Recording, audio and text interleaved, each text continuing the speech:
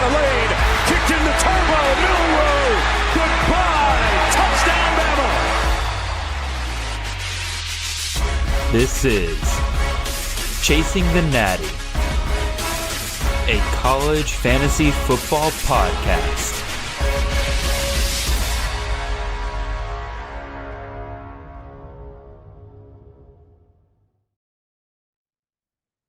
All right, good evening, everyone. This is Jared Palmgren, host of the Chasing the Natty podcast. I hope you guys are having a wonderful Sunday night. We are back again with another CFF live draft for you all. You guys have been responding really well to us throwing in some wrinkles every single week, giving you a slightly different draft each week. So, of course, we had to touch on the 6-point passing touchdown leagues, which we will be doing so tonight with none other than Mr. Eric Froton from NBC Sports.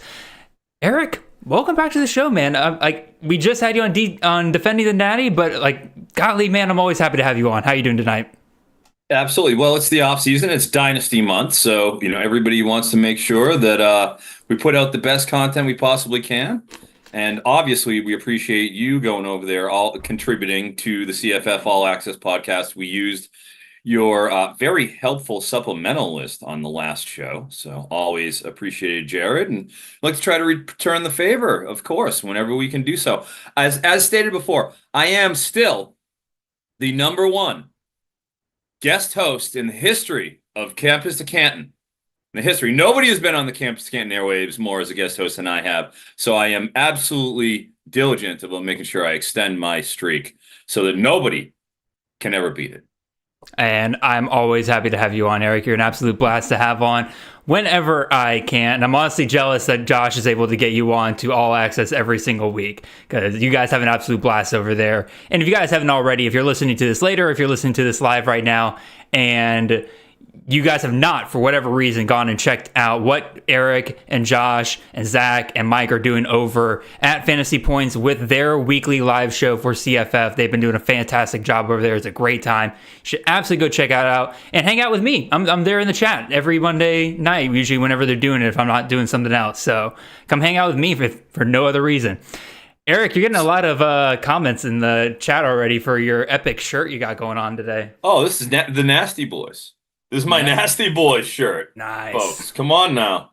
Yeah, obviously I'm knobs, not sags. If I got the blonde hair. So absolutely the Nasties. I always have a wrestling theme something or other. I want to make sure I keep you guys on your toes the best I can. Or sometimes a softball jersey. I like throwing on softball jerseys for fun.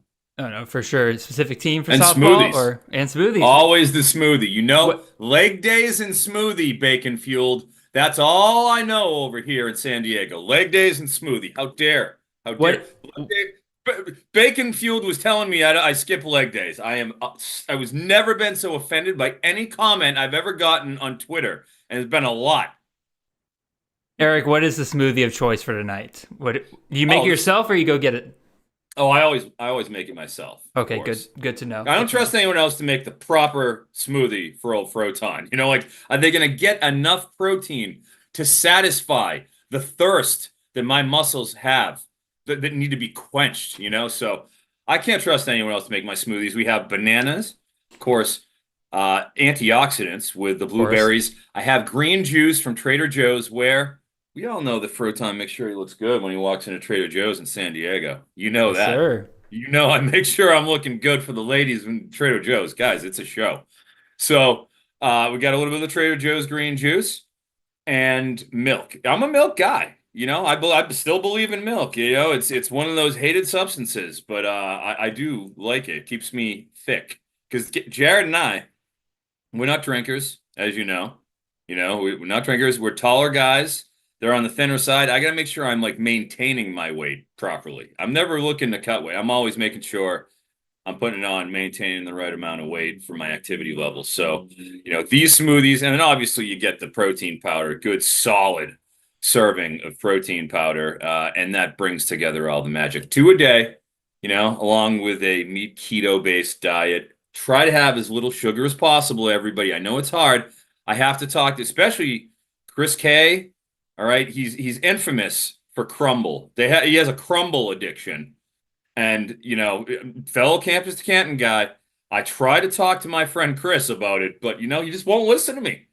Won't listen to me. Those pastries, they're terrible for you guys. It's just carbs and sugar. Come on now.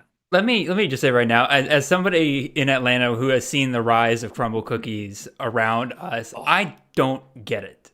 Thank I you, really Jared. don't. That's why I'm here. But here's the thing. I'm a sweets guy. I love a good pastry. Like I am someone that puts you to shame there, Froton. I'm sorry. I'm a pastry guy. But crumble cookies, I do not get. Like, good. If I'm going to go out and get a pastry, I'm going to go to like Nothing Bundt Cakes, right? Where I get something moist, give me something that really kind of brings the flavor out in it. Crumble cookies are so dry. They're way too big.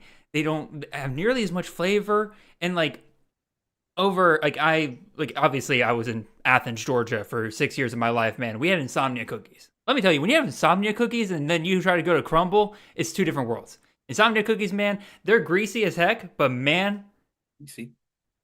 yeah, they're a little greasy. Greasy cookies? Yeah, they leave This is a different world to me, Jared. Bundt cakes? Greasy cookies? Greasy burgers. What do you mean it's greasy cookies? Well, they wow. They're on wax paper and they like leave a little spot behind, is what I mean. You know. Okay, I gotcha. Yeah, wow. Geez, I'm out of the cookie scene. But this has been quite a education. I think, pleasant surprise for the viewers here. That was some high level stuff, Jared. Oh, absolutely. They are absolutely not ready to revolt in our comments section, being like, why are you guys talking about smoothies and cookies when we got CFF to talk to? And guys, you guys are loading up the chat with questions already, so I guess we might as well go ahead and get into it here. We got about 2 minutes before the draft starts, so I'll go ahead and throw us on over to that page here real quick. You guys can see yourselves there in the chat. If you want to get yourselves onto the show, just keep on talking there. Obviously, no nothing. Oh, we can't have profanity? Nah. I'm only kidding, guys. I'm only kidding. But again, no profanity, no like doing anything, bad that I have to kick you out of the chat for. Like, let's all be reasonable people here. But you guys have always been good about that. Anyway, Eric, we're doing a 6-point passing touchdown league tonight in your honor. You are a very big proponent of the 6-point passing touchdown equity, of course. And we did have a question early on in the chat from Austin Wood, who is in a 2-quarterback, 6-point passing touchdown league. You'd be very proud of that.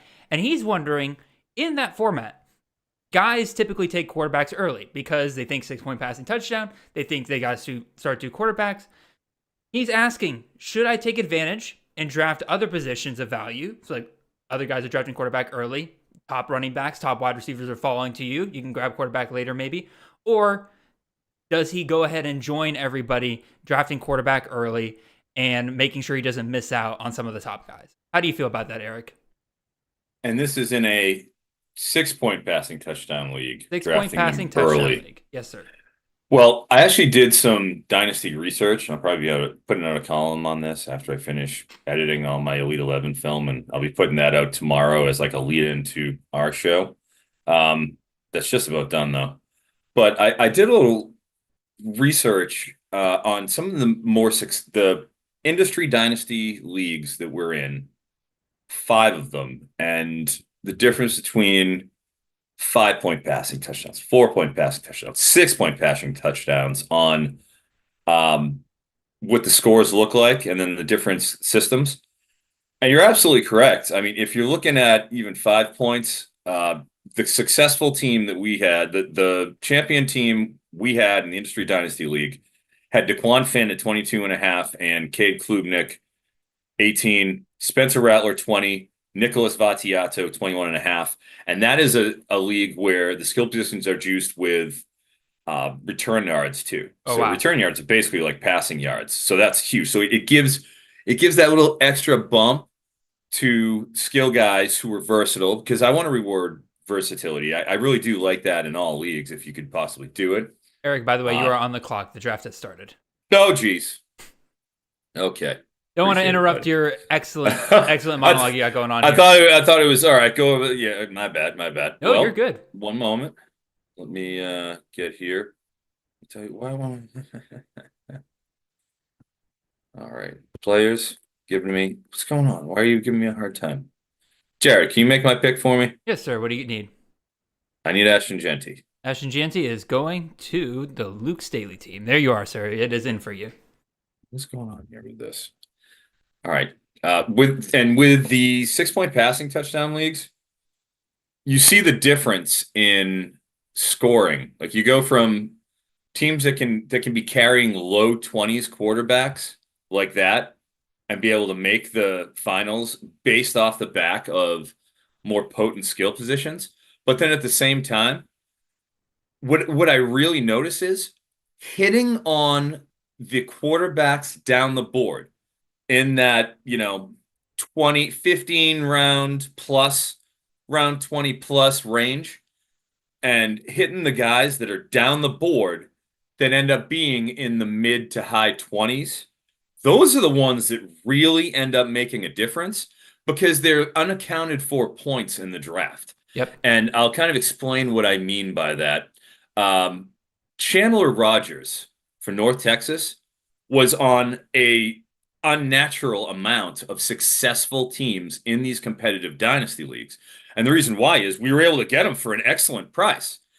First off, he was kind of unsettled position going into North Texas last year, and then you come in and you nab him. It was later, and he was all of them, be it the highest point scoring team, even if it isn't the champion, the highest point scorer or the runner-up on those three most successful teams generally in each league. You're seeing Chandler Rogers on there. And it's because of the value. Also, Joey Aguiar was a very consequential dynasty quarterback last year that could be acquired late. Yep. So I think, yes, you want to make sure that you have somebody, like a priority in place. Maybe a guy that I love, like Will Hammond on the supplemental drafts, who I actually got. I was just coming back from the Elite 11, as you know. I had some great talk about Will Hammond there with a couple people. Anyways, I'm very excited about him. But maybe you get like a cornerstone projectable QB. Then down the board, you start looking at those G5 spots and maybe taking targeted shots in underappreciated quarterback groups, because the worm turned in the SBC and with who are they called, with Appalachian State last year in terms of going from the three-headed running back system into letting Joey Aguiar do a lot more. So that's what I kind of keep in mind when I'm drafting dynasty quarterbacks in 6-point touchdown leagues. No, absolutely. So would you say then, like in a league like this right now, we're 9 picks in, and some people might think like, oh, 6-point passing touchdowns, you see a lot of quarterbacks go early. Not at all. We've seen 2 go here, and honestly, two, actually all 3. Actually, never mind. Only 1 quarterback's gone. What am I even talking about? Only 1 quarterback's gone here, and I'm not going to take one here. Which is kind of surprising. This is a 6-point passing touchdown league, and it seems like the top quarterbacks now are being pushed down a little bit. Does that have to do with there just being more viable options in a 6-point passing touchdown league compared to, a standard 4-point passing touchdown league where, the dual threat guys get juiced up? Is that what you're kind of seeing, Eric? Yeah, I agree. Yeah, definitely. It's collating those running back, wide receivers that are bankable, especially, the wide receivers, getting somebody you can just project week in, week out, especially in a best ball format, is so vital, But then at the same time, I feel like the running backs you'll see in rounds like 9 through 12, you'll have like this pocket of a running back sort of run. That'll really kind of take the air out of that position and go into more, sort of shared backfields and speculation shots. So I feel like the certainty at the running back position in the early to mid rounds is real scarcity. And then, you have that kind of switch over the QBs. They'll sort of sprinkle in through 4, 5, 6, and then like 9, 10, 11, it's on QBs. All right, I'm now back on the clock. 2 of the top quarterbacks are still on the board here, and while I just made the point about the top quarterbacks kind of being devalued a little bit, I think I am going to go ahead and take one of my quarterbacks here. I'll go ahead and take Dylan Gabriel, quarterback out of Oregon in a 6-point passing touchdown league. He among the top 3 quarterbacks that are available in CFF this year. Gabriel, I think, benefits the most from the 6-point passing rule here. Obviously, we take him as high as we do because he has that dual threat ability as well. But if you were to ask me which of the top three between Salter, Gabriel, and now Brown, who's off the board, McLeod going a little bit earlier than he typically does in this draft, but I guess I'll throw him in as well. Maybe not McLeod, but among the top three guys of Salter, Gabriel, and Brown, which one is going to throw for more touchdowns? It's going to be Gabriel. And so I think I'm going to take advantage of that here. He's fallen for me here. I'll go ahead and take him as my first quarterback here, and I'm feeling pretty good about that. Yeah, Dylan Gabriel was one of the counselors at the Elite 11 I was just at. Oh, really? And I got to see him do the full pro day, soup to nuts workout and what have you.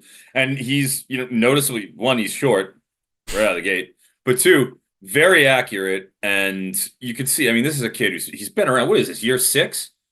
Maybe year 7 at this point. Seriously, I feel like I've lost count. I think 6. It's 6, of course. I'm just teasing. But, he's clean, and that's the system you want a guy like him in. Is Oregon is just playing that Bo Nix role of distributor. Get it? You're counting right away. Count, RPO, look, throw.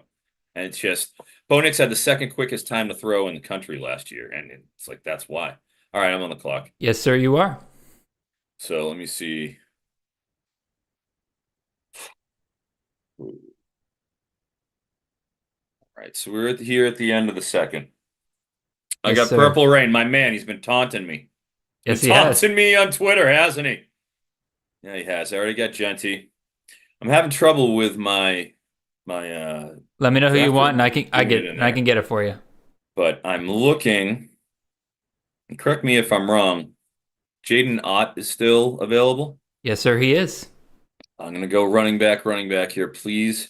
I am going to go with Jaden Ott. Thank you, Jared. Yes, sir. Oh, I love this. This is great. I think you've locked in about. Can we keep doing it this way? Yeah, honestly, awesome. if it works, yeah, I can get it in for you. Oh, wonderful. Excellent. We're through the second round, so I think it's about time we start answering some of these questions here in the chat. You guys have been loading it up. I'm going to combine two of the questions here. Because Shane Whitehead asked, which battles am I watching in the fall that could turn out to be fantasy gold mine? I'm going to combine that with Ferris Gansman's question, saying he has a question. If John Mateer wins the quarterback job for Washington State, is he going to be a top 15 scoring quarterback? Worth discussing, isn't it? Ferris, at the beginning of the offseason, Jared. I had Mateer as... Yes, sir, Eric. What's up? Can you make... I'm on the clock. Can you sir. make Ricky White my selection, Ricky please? White is already off the board at 2-6 there, Eric. What are you talking about? Showing up in my room. Oh, wow. That's wild. Really? Yeah, he's right. He's there at 2-6. Why is he showing up in my room? See, yeah, that's why I'm getting some weird things. All right. I'm going to go with Sean Atkins. Sean Atkins. Oh, I'm looking at running backs. Oh, there you go. You got yes. him. Okay, good. I was able to take him. Oh, my God. Anyways, all right, please. Yeah. So back during the beginning of the offseason, I actually had John Mateer as a top 12 quarterback. Now, it was a crazy ranking at the time because, again, obviously Eckhouse comes in later, but also, that system's gold for fantasy. Ben Arbuckle has shown the last 2 years that he is a quarterback kingmaker, as Nate Marquise would put it, in the CFF space between Austin Reed and Cameron Ward, who Ward was not atrocious the previous season, but for CFF purposes, just not what you want him to be. He was able to come in and turn Ward into an absolute gold mine for CFF, top 10 quarterback last year. He can do it again with John Mateer. If I knew for a fact that John Mateer was still the starting quarterback, he'd easily be a top 15 option for me, and that's why I have my eye directly on that Washington State gig, and why I've been drafting a ton of John Mateer and Zevi Eckhouse whenever I get the chance, because whoever wins that job, I do think you're getting a top 15 quarterback at a discount right now. Eric, what about you, man? Oh, gosh, I have such fond memories of the Mike Leach Wazoo quarterback battles because of the profit you're able to get, and the comp that I kind of harken back to with Wazoo is Anthony Gordon. If you remember, yep, he was behind. He came in the previous season. Sat was a sort of the heir apparent, but they brought in a high-profile transfer from the D1A level who was supposed to just come in and blow him off the field. And then, Gordon was barely being paid attention to in the 50 team where I managed to get him in double-digit rounds, real late. I want to say maybe 7th, 8th round. because that speculation was still out there, even though the practice reports were all pointing to Gordon being the most effective. So I sort of look at that position. Now they're in the Mountain West. You're going down a level while still having a pretty good reservoir of talent to draw from. Very attractive position. Has to be respected. Absolutely. And what other quarterback battles are you looking at, Eric? Or quarterback battles, running back battles, wide receiver battles? Like, what are you looking at to see what she gets shaken out this fall? Sure, just battles, right? Just battles in general. Battles in general. I would say I'm curious at what happens with the Tennessee running back room, how that shakes out. I mean, I know they use a lot of different guys in there before, but God, I love Jalen Wright last season. He was so much clearly better than Jabari Small.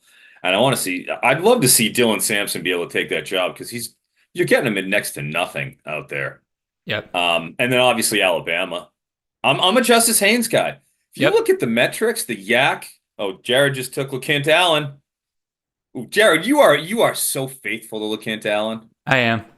You were legitimately pounding the drum for him last year when there was the speculation, and I remember being on your show. I think maybe I was just watching it, but I remember you cutting a legitimate WWE promo on him and being like, "Look, I'm going to take him. You keep giving me LeKent Allen, I'm going to keep taking him," and that was a profitable selection, without a doubt. Yes, sir. I'm ready to do it again this year because honestly, if it was the same coaching staff back there again this year, he'd be going probably round 1, round 2.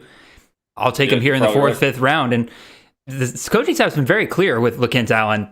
They're not going to take the ball out of his hands. Now, he may not get the 89% dominator rating he got at running back last year, but at the same time, like, who's their other options, right? They got Yassine Willis, who's a true freshman, as the number 2 back behind him. And I like Yassine Willis. I've been trying to take him in supplemental drafts where I can because I think once LeQuint Allen goes off, Yassine Willis is the next guy up there.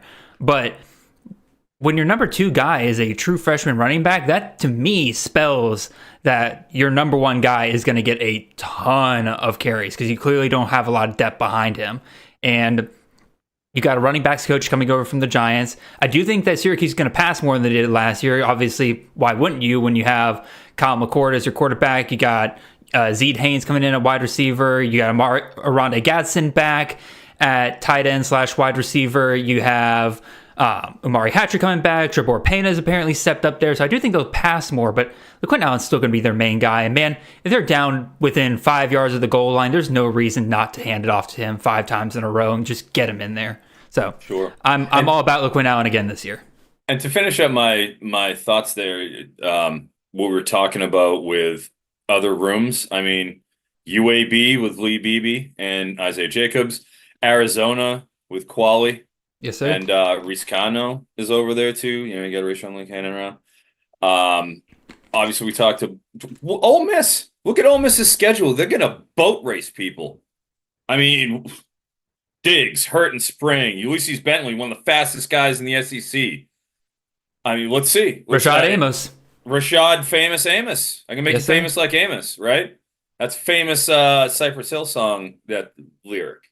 And also Henry Parrish coming back to Ole Miss as well. I personally think they're going to go committee. Cock the hammer. That's Cock the Hammer, right? Cypress Hill. Cock the hammer. Yeah, sorry. Yeah. Oh, you're good. I'll say if you're asking me to remember the lyrics to these songs, I don't know them, Eric. I'm sorry. Oh yeah. Sorry. Somebody out there remembers Cock the hammer. It's time for action. Anyways, Froton rapping today. Yes, right? sir. You are. Expect karaoke. You don't expect rap. All right. Where are you going with? Along those lines. So since I have this curious lack of action here, Damian Martinez, is he still out there? Oh no, he's gone. What am I talking about? He is gone. He is well gone. Just making sure. Abu Sama, is he available? Abu Sama is. Yep, he is. Ding. Wrap it up. I'll take it. All right, cool. Abu Sama off the board. There you are. That's nice. End of round 4. Ooh. We check on where he went in the last industry league here. What do we got here in the last champions? For Abusama. All right, yeah, 4-6. Bainbridge took him last time. I've noticed that Sama goes higher in like industry drafts than he does typically in, I would say, more public leagues.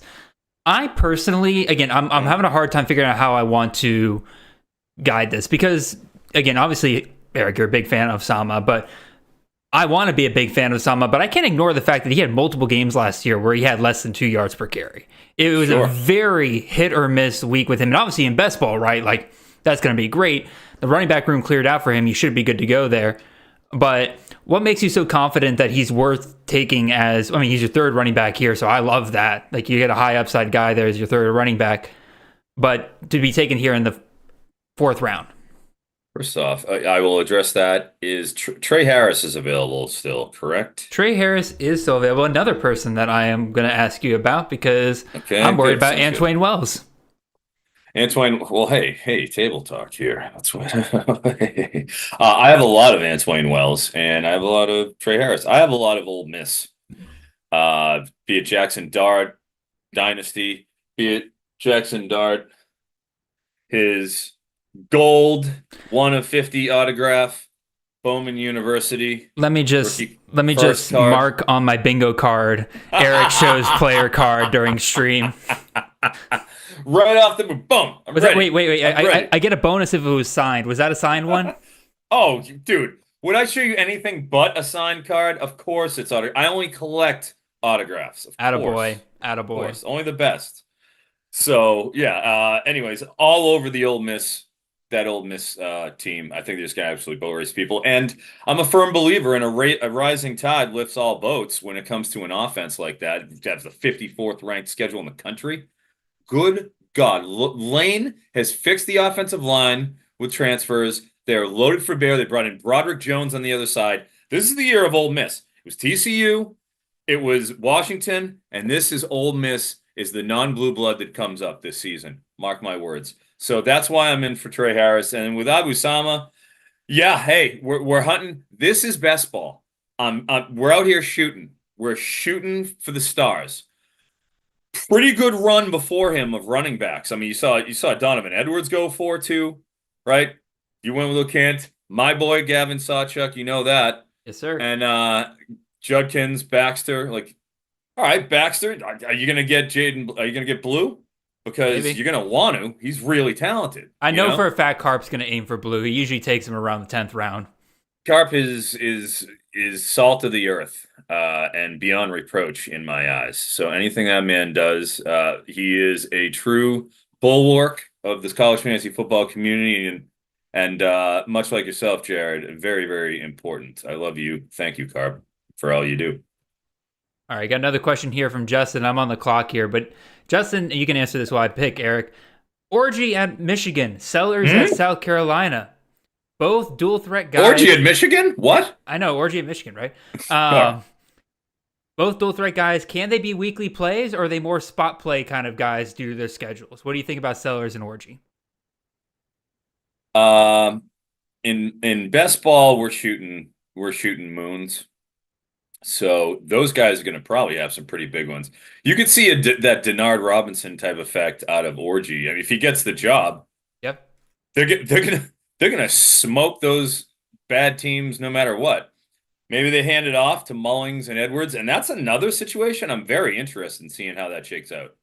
Mullings and Edwards. I think Mullings could. I mean, he's going to have double-digit touchdowns. Edwards has terrible vision. Mullings is a hard dude. That guy runs hard. And if you listen to people around the program, they all respect the hell out of him. They think, all right, he's going to be the hammer. Like, Blake Corum was one of the worst per carry, like yak and missed tackle running backs in the entire country last year. He had like 2.5 yak. It's brutal. Brutal. So, I mean, I'm talking one of the worst. Mullings had more juice than him last year, but he didn't have the seniority. You could see him really excel. So, that's a guy that I really like too. What are we talking about? I'm reading through some of the chat, making sure I catch up because we're a little bit behind on the chat. So I want to make. I can't even read the chat. I can't even read it, guys. So yeah, I apologize. I love calling out chat too. I don't know what I got with the Zoom. Now you can Technical if you difficulties. want to, Eric, you can pull it up on YouTube as well, and you can probably see it there. Let's Sounds good. see. Got a couple of questions here. We'll try to rapid fire these again. I just, by the way, if y'all didn't catch it, I took Jalen White at 5'10", and then Squirrel White there at 6'3". Squirrel White again, kind of disappointing for college fantasy last year because he didn't score any touchdowns hardly, but like, dude got 97 targets last year. And that was with him getting hurt and kind of banged up during a good, decent portion of the season there. So I'm hoping for a healthy season and much, much better quarterback play from Nico Iamaleava. I'm happy to take him as my second wide receiver here. And he's not a guy I've been able to get a lot, but I'm happy to get him here as my second wide receiver. All right, I'm seeing the chat now, and I'm seeing my boy Moxley making fun of my shirt. Okay, Mox, come on now. This is the height of fashion. This is wrestling. It's a wrestling shirt, Mox. He loves the wrestling shirts, buddy. Come on. Michael Weddington asks you, Eric, what were some of the highlights at Elite 11 this year? Oh gosh. Keelan Russell was quite a show. He won it, obviously. I got a lot of good film out of him in his throwing sessions. I'm going to be putting up all that stuff tomorrow, because I didn't want to put it up over the weekend. So I'll have a bunch of those throws. That was interesting. I got to talk to his QB coach, very, very interesting guy, Ryan Stanfield, who was at Alabama for the first 2 years of the Saban regime. He got to talk to me a little bit about like the ethos, what they go through, stuff like that. Like talking to people at the Elite 11 is the best. Like just getting insight and hearing what these people who are around all these kids think, and getting a lot of like that inside perspective is really like half the fun of it. In terms on the field and off the field, I really liked Kamario Taylor, of like guys who are like low 4-star, 3-star types. He had a phenomenal 7 session. He's a big kid. Got to talk to his dad, Mario. Man, he's a trip. He's a great guy. Like I think I'm going to go to the Egg Bowl this year. Anyways, I've been meaning to. I almost went last year, and I think I'm going to go just to hang out with Mario. He's a dude. Nice. And just what you're able to glean from that sort of environment, it's incredible. But I do have to pause while I make my picks here. Jared, can you grab me Travis Hunter? Yes, sir. There I can. That's Oop, okay. Go. Travis Hunter for one, Mr. Eric Froton. That's right. And I have one ready to come up here just in one sec. Nepotism at its finest. That's right. That's right. Hey, I'm fine with that. Nepotism. Look, hey, it counts. Adopted son counts. Nepotism. He considers him more of his son than his actual son. Oh, Purple Rain throwing the shot right at me with Shador after. Okay, I see. Oh, you're not gonna let me. Purple Rain ain't gonna let me. Double those two up. You weren't gonna be slick there. Passing TD league. He knows. You weren't gonna be slick on that one. He grabs 2 quarterbacks there with Preston Stone as well, which I think you're a pretty big fan of Stone, right, Eric? The boom boom. Oh yeah, Preston Keith Stone. Do you remember the old Keystone beer commercials? I may be a little. I'm Keith Stone. Every time I see Preston Stone, I want to. What year was the Keystone commercials? Stone. That's probably like mid to late aughts. So you mean back when I was like 5, 6, 7 years old? Yeah, and you're a noted beer drinker, just like I am, Jared. Oh, for sure. You should remember those. Those are the type of things that penetrate in the marketing realm for you. Of course, I'm a dummy. I'm sorry about that. No, you're good. Who do you want, Eric? I'm going to eschew quarterback here, and I am going to take West Coast man himself, Woody Marks from USC. My boy, Woody Marks. I got a feeling USC is going to be trying to run the ball a little more. I mean, they're going to have to do some dumping off.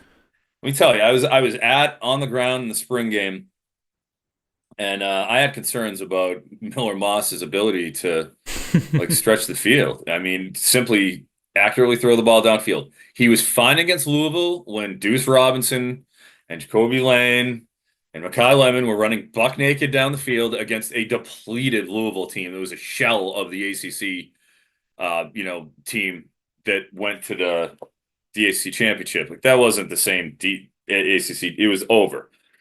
All the best guys were already gone and practicing for the Senior Bowl and whatever have you. So, yeah, what I saw from him, 3 interceptions in a row in the first half, like 3 first half interceptions at Miller Moss, and they were short. They weren't great plays. They were shorted. The receiver was faded. There's nothing he could do to come back to it, and it just went into they weren't good interceptions. We'll put it that way.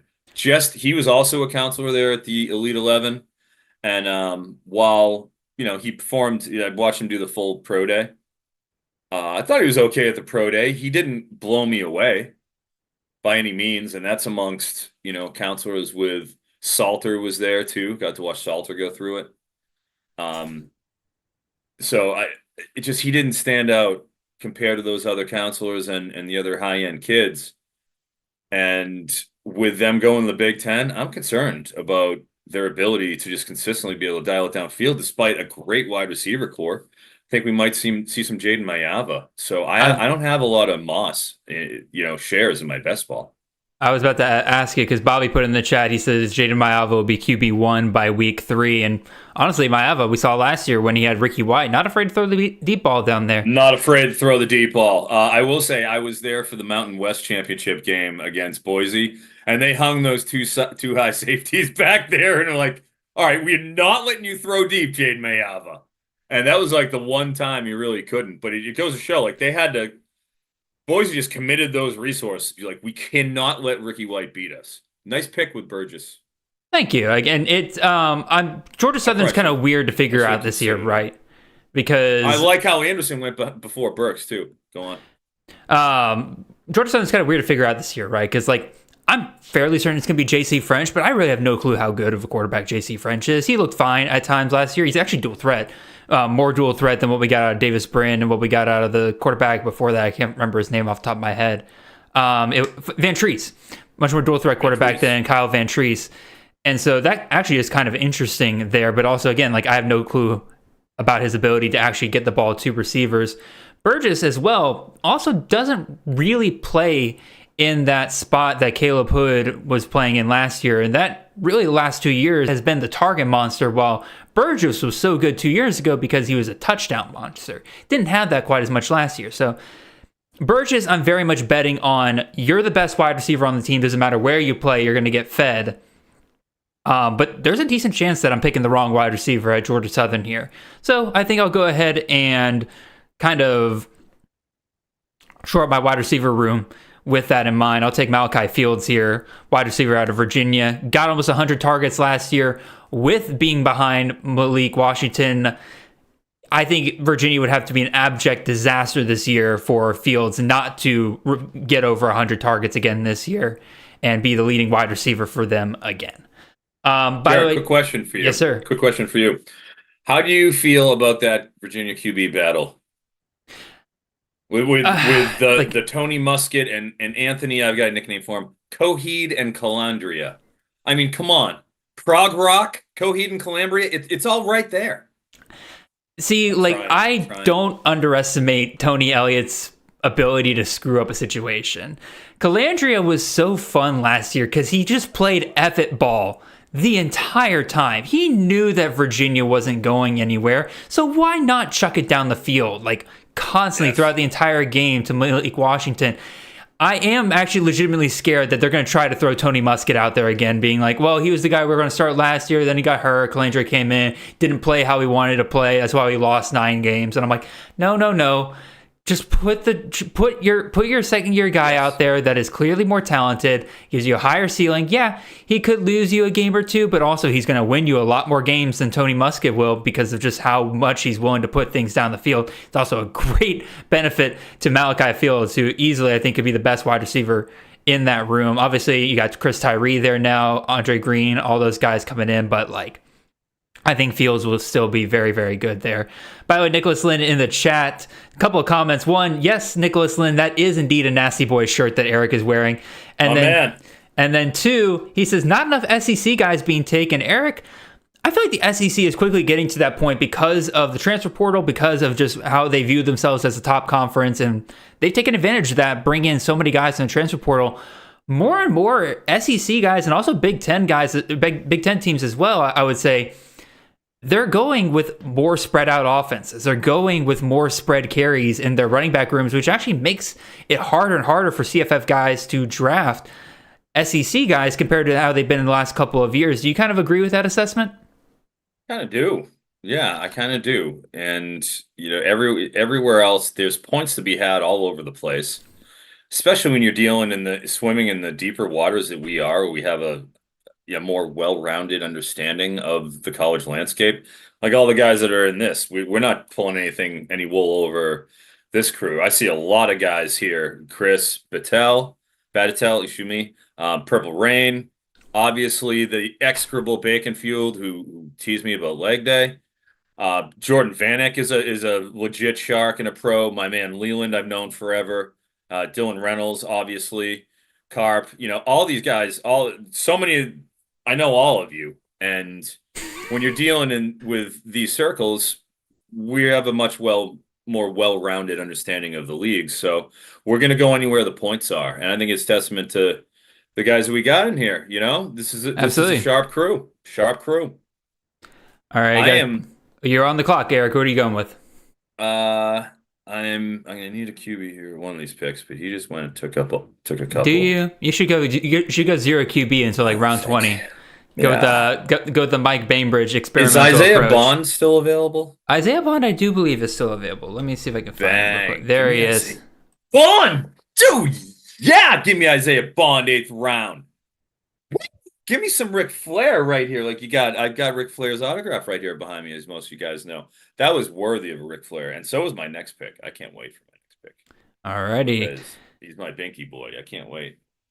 Yeah, Isaiah Bond again, top wide receiver there at Texas. At least we're expecting him to be. I'm still a big fan of Jonte Cook. I think both of them will be very much in the mold of Xavier Worthy and Adonai Mitchell. Wait, no, I can talk about him. I can talk about him. Eric, you're back on the clock here, man. Who are you going with? Oh, guys, it's great. This is 6-point passing touchdown league, everyone. 6-point passing touchdown league. You know that? And I mean, with like passing yards too, right? And who do I know is going to deliver plenty of passing yardage, plenty of passing touchdowns, and nothing but unfettered dominance for a 40-point plus offense? I know it's happening. I've seen the schedule. We've seen it happen. My man, I have 100% C2C ownership of this guy. As soon as I saw the spring game last year, I knew that magic was about to happen. Give me my binky boy Carson Beck. All right. Oh, 6-point passing touchdown league. You're going to let me have him in the 9th round? No. Unbelievable. Unbelievable. Oh, no. Okay. Get as mad as you want. Hold on. Oh, I screwed it up. Whatever. I screwed it up. It's okay. That's no big deal. I screwed it up with my monologue. Thank you, Jared. No, it's definitely me over here, like not being able to press the C key for whatever reason. So yeah, Carson Beck again, 6-point passing touchdown league again, 40-point per year or 40-point per game offense. Like, why not? The threw for almost 4,000 yards last year. There's only two QB threw for 4,000 yards. He threw for 3,960. The only thing 14 games, but whatever, dude. The only thing holding Carson Beck back is the fact that when Georgia gets within 5 yards, you know for a fact they're going to run it in. They got the stable of running backs. They're going to want to run it in. That's going to kind of cap his touchdown ceiling a little bit. We saw it last year, right? Again, he threw for almost 4,000 yards, but I think barely. I can't remember if he hit 25 passing touchdowns or not, off the top of my head. But an important element, right, that we're talking about here is just dependability. And something I talk about all the time is start ability. How do I know? Do I know what I'm getting out of this guy week in and week out? Yep. If I need somebody to, you can start Carson Beck every single week in a 6-point passing touchdown league, and you're going to be live. And the more competitive the games are, bro, the better. Great. Good competition. I want him going all 4 quarters. I want him to have to press. There goes Jaden Blue. Yep, you were right. Weren't you? Yep. I told you. I told you Carp was going to take him. Keeping his house in order. I love. That's a common phrase. Keeping your house in order. Well done, Carp. You're going to get all those points. I like it. All right, Shane. I got to call you out here, man. Again, we're talking Carson Beck, and he said just going to be handing it off. I need to look up our CFF guy that we have partially written here. Dude, Bobo. Bobo. And again, like Georgia, the pass first team now. People don't realize this. Like again, Georgia's neutral game passing script. Let me see if I can find our team page for Georgia real quick. Get him, Jared. Get him, Jared. Tell him, my man. They were where is it? There we go. Neutral game passing script. 50.3%. That is much higher than what Georgia was doing. That's 33rd in the country last year. So you're talking about top quarter in terms of all teams. Like Georgia is a pass first team now for the most part, right? Plus no cupcake schedule for Georgia this year. Shane, these things cannot exist in the same world, right? You cannot tell me that Georgia's going to run the ball all the time, but then also tell me their schedule is harder. Guess what? If their schedule is harder, they're going to be forced to pass the ball more because they're not going to be as nearly as many blowouts as they have in the past couple of years. Okay, Shane's qualifying. Shane's qualifying, saying when they get near the goal line. I agree with you, Shane. Yeah, they're going to run the hell out of the ball once they get near the goal line. All right. Ooh, Ferris Gounsman. I love that comment, Ferris Gounsman. Who knows what happens at Georgia Southern, right? Oh, Dalen Cobb and Zach Hall bringing up a good point with LV Bunkley Shelton as well. LV Bunkley Shelton, dude. That is you could see the power three theory in just absolutely 100% happen here, where you get Bunkley Shelton, you get Cobb, you get Burgess, and what happens? Who knows? Who knows? Who knows which one could do it? No, I mean, Burgess is obviously, a nice shot. Like I said, I like him at 7'10", but hey, you get two of those three in the room. I don't have any problem with doing that in a best ball format. In a prolific passing offense, there's nothing wrong with that. And there's always enough targets to go around in there. You're probably getting 90 target guys.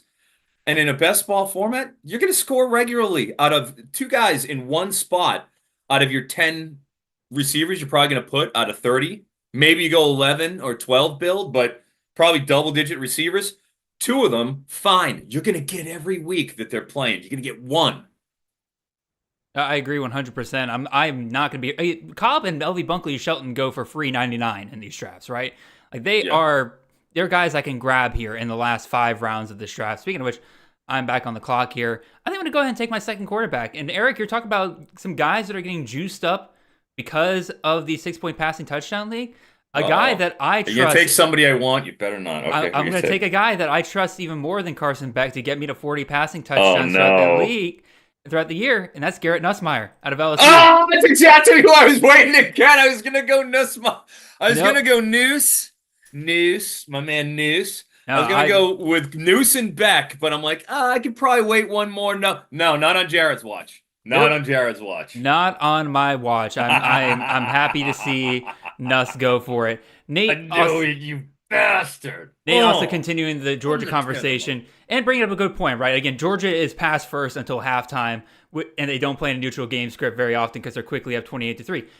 100% correct, but as Shane noted, harder schedule for Georgia this year. They're not going to be they're going to be forced to play in that neutral script a little bit more this year. And again, I still think Carson will have the passing yardage he'll need to be a CFF relevant quarterback. I just don't know if he's going to be able to get the touchdowns necessary because, as we noted, how much Georgia likes to run it whenever they get in the red zone. So absolutely correct. Wow, drones lasted till 10-8. This is great.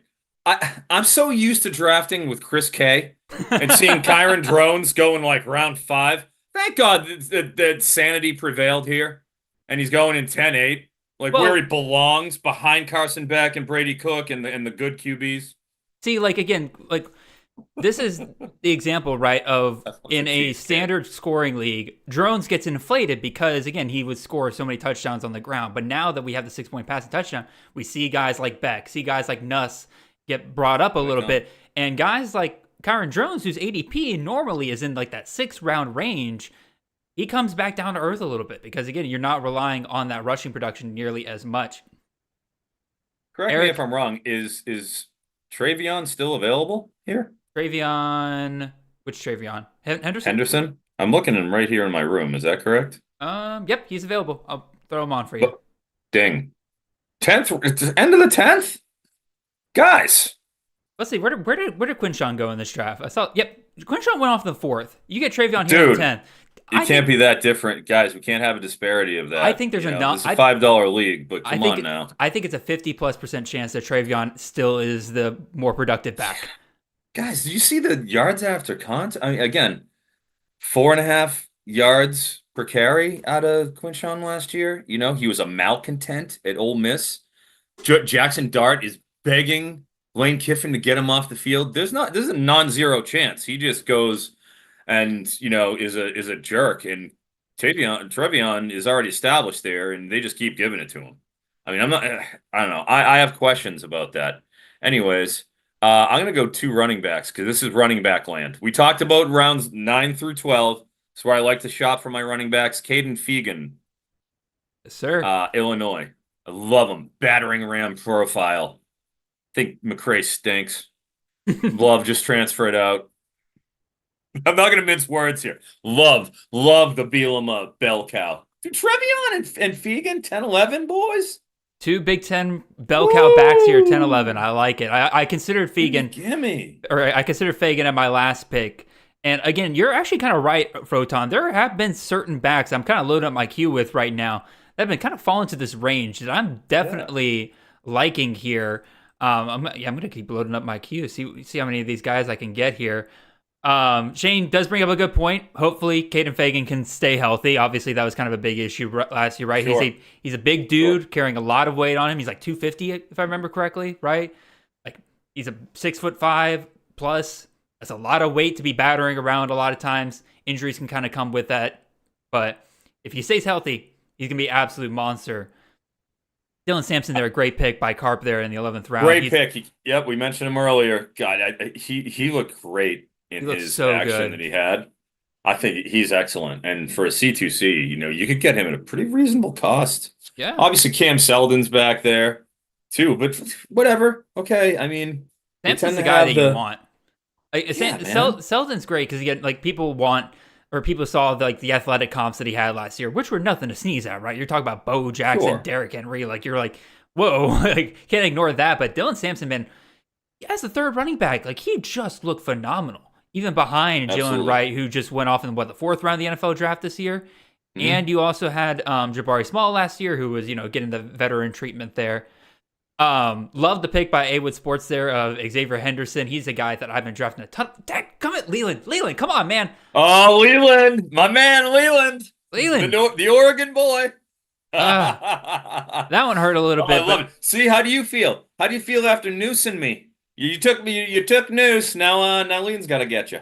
Nah, it's all good. It's all good because I'm gonna get the boy you were talking about earlier. I'll take Justice Haynes. I'll take the shot Justice out to Haynes, Alabama. 11th round. That's a phenomenal pick. I will take it there. Dude. And honestly, I will probably take Jam Miller at some point this draft too because I'm willing to invest in both those guys. I'm not. I don't believe in Jam Miller. I don't care. Take that spring game and shove it. It's not happening, guys. Justice Haynes was so much better if you just watching the film, looking at the data, everything. Justice Haynes was elite at his missed tackles forced, yards after contact, breakaways, all of it just clearly better than Jam Miller across the board. I can't believe that Kalen DeBoer would come in here and do that. But go on, kid. Your turn. All right. Great pick with Jalen. There's some great running back picks. All right, let's see. I think I'm gonna go ahead and take my tight end here. My boy, I was singing his praises last year. He got injured in week 2. We never really got to see him flourish. I'm taking Lachey. Taking my boy out of Iowa. I will always be willing to invest in Iowa tight ends there. Star. A couple of questions here in the chat while we kind of wait for your pick down here, Froton. First question from Shane here, if I'm reading these. Yeah, Shane, does Noel beat out Carroll at Mizzou for running back? I don't think so. I don't think so either. I know Phil Steele had Nate Noel as the RB1 at Mizzou, but I just don't see it, man. Noel has always been that smaller, faster running back, right? But you're going up to the SEC. We're already kind of questioning the idea of 2 G5 running backs really translating at the SEC level. I really doubt you're going to get the smaller guy to work better out of the two of those guys. I still think Carroll is the one to invest in that offense. Do you agree, Eric? I agree. Well said. I think you pretty succinctly. I'm in. And that's the offense you want to be involved in. I like. Obviously, we want Missouri. They're a kingmaker, as they'd A-Rod, say. A-Rod asked in the chat as well. I mean, we talked about Nussmeier. We talked about Carson Beck, two guys that kind of get boosted by this 6-point passing touchdown. A guy that I personally have avoided in drafts because I think his, standard league, his ceiling is capped at QB 40, and I don't want that. But Quinn Ewers, man, is he somebody that definitely gains value in a format like this? No, I don't want any part of Quinn Ewers. I have 0 shares. Wow. I'm scared out of my mind about Arch after that spring game. He looks so good. I'm out of my mind. I'm scared. And what do you think happens with Quinn Ewers, right? If they're up and they're blowing a team out, well, bye-bye. Yep. You will at least see Arch taking 1 out of every 3 sets or 4. I sincerely believe this happens. I refuse to believe he just sits there and they just hang him out behind him quietly. I refuse. I don't believe it. Plain and simple. I can see it. I'm scared of Quinn Ewers. I have 0 shares in best ball. Again, I don't have any shares of Quinn Ewers because, again, I've seen what he's done over the last 2 years, and the ceiling's just not there, right? Again, he doesn't run as much as you want him to, right? Ooh, good pick with Connie Roberts there. Yeezy. Fold. Yeezy, my man. Speaking of that, we got some more. I assume Mean Dean Connors, is he out there still? Is he Dean gone? Connors is already off the board, I believe, but I can double check. Could you check him? Oh, yeah, he went 6th round. Great job, Mean Dean. I love Mean Dean. Sorry, he was too far down there. How about my boy Ches Malusi? I took him already. I got him back in 9-10. Prick. Oh, right, wow. Man. So I'm getting to that point but here. I'm glad you're part of the cheese train. All right. I'm glad. Like, I've had people tell me like, nah, it's gonna be Tyree Walker. That's not what the beat reporters have been saying. I don't mind Tyree Walker. Don't get me wrong. Eric Singleton, Georgia Tech. I believe he is off the board. Well, yes. Okay, excellent. I guess I'm going to time out here then. Nope, I apologize. I'll throw it back onto you. I'm sorry about that. All right. I'm going to have to get in the room a little more. All right, let's go to tight end. Okay. I just saw Brenningstool he just got taken, didn't he? Yes, he did. Of course he did. Nice job, Jordan. All right, let's go.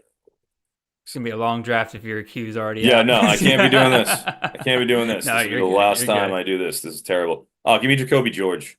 Jacoby George, Good. yes, sir. Yep, done. I got him in like the I've been like the 19th or 20th round the other day. He's really? He's a dude that will sneak down draft boards sometimes. I am a Jacoby George guy. Proud card carrying member. I obviously Restrepo is excellent, but dude, he was really good last year. Not worried Colby about Young's gone. Sam Brown coming in? Oh, Sam Brown, no. Are you kidding me? Joseph Manjack went and beat him up on the sideline. Think I'm worried about that? Have you ever seen that clip? Beat him up on the sideline after making a bad play. Got to respect it. Oof. Scatabo is gone, correct? Scatabo is gone. Okay, stop this, Eric. Stop the insanity. Can't get on to there it is. I am going to go to quarterback. Oh, wow, Mateer just went. There. Jalen Daniels. Jalen Daniels is available. Yes, give me that. Give me some Jalen Daniels. Give me some bounce back. I am thrilled. I'm sure this has been discussed, but that schedule Kansas has, I think they got the best schedule in the Big 12. And while their defense is a sieve, I don't mind. That's what you want. Great. Give me the sieve. I am 100% on board with all of it. So, I like what I'm getting out of Jalen Daniels. And even though it's 6-point passing touchdown league, I just 13th round. I've been waiting on the QBs, just like I'm kind of doing here. Stockpile as much skill as I can get that I feel good about, and then make a pivot in these teens. Yes, because I got a guy I love. Leland's getting a great deal of. Sure, go. Yeah, Leland's asking in the chat, like, isn't Jalen Daniels hurt? Are you concerned about his back injury at all, Eric? I know Chris Moxley has stated to us that he's not messing with anybody with a back injury. I feel like I'm okay with it. I mean, I know he had a back injury last year. Obviously, we had the Mr. Bean show. He's had a lot of time to come back from that. I mean, the upside, the juice is worth the squeeze, I just think, in his case. Mm-hmm. And in a best ball format, I'm shooting for the moon. And they've done a For pretty sure. good job about taking QBs here in terms of not letting too many of these leak. Yeah, there's When definitely some decent options left, but and if I'm gonna go with one QB in my first 12 rounds, I'm gonna be shooting high with the teens guys that I'm gonna go with from there Leland, on, sort of a thing. Leland, that's the second round in a row you sniped me at Oh, running back. Jenkins. So I'm gonna grab a guy I haven't grabbed in a while, but man, I love him. Joshua Meredith, Wazoo. Oh yeah. I'm gonna invest in that Washington State offense until the day that I die.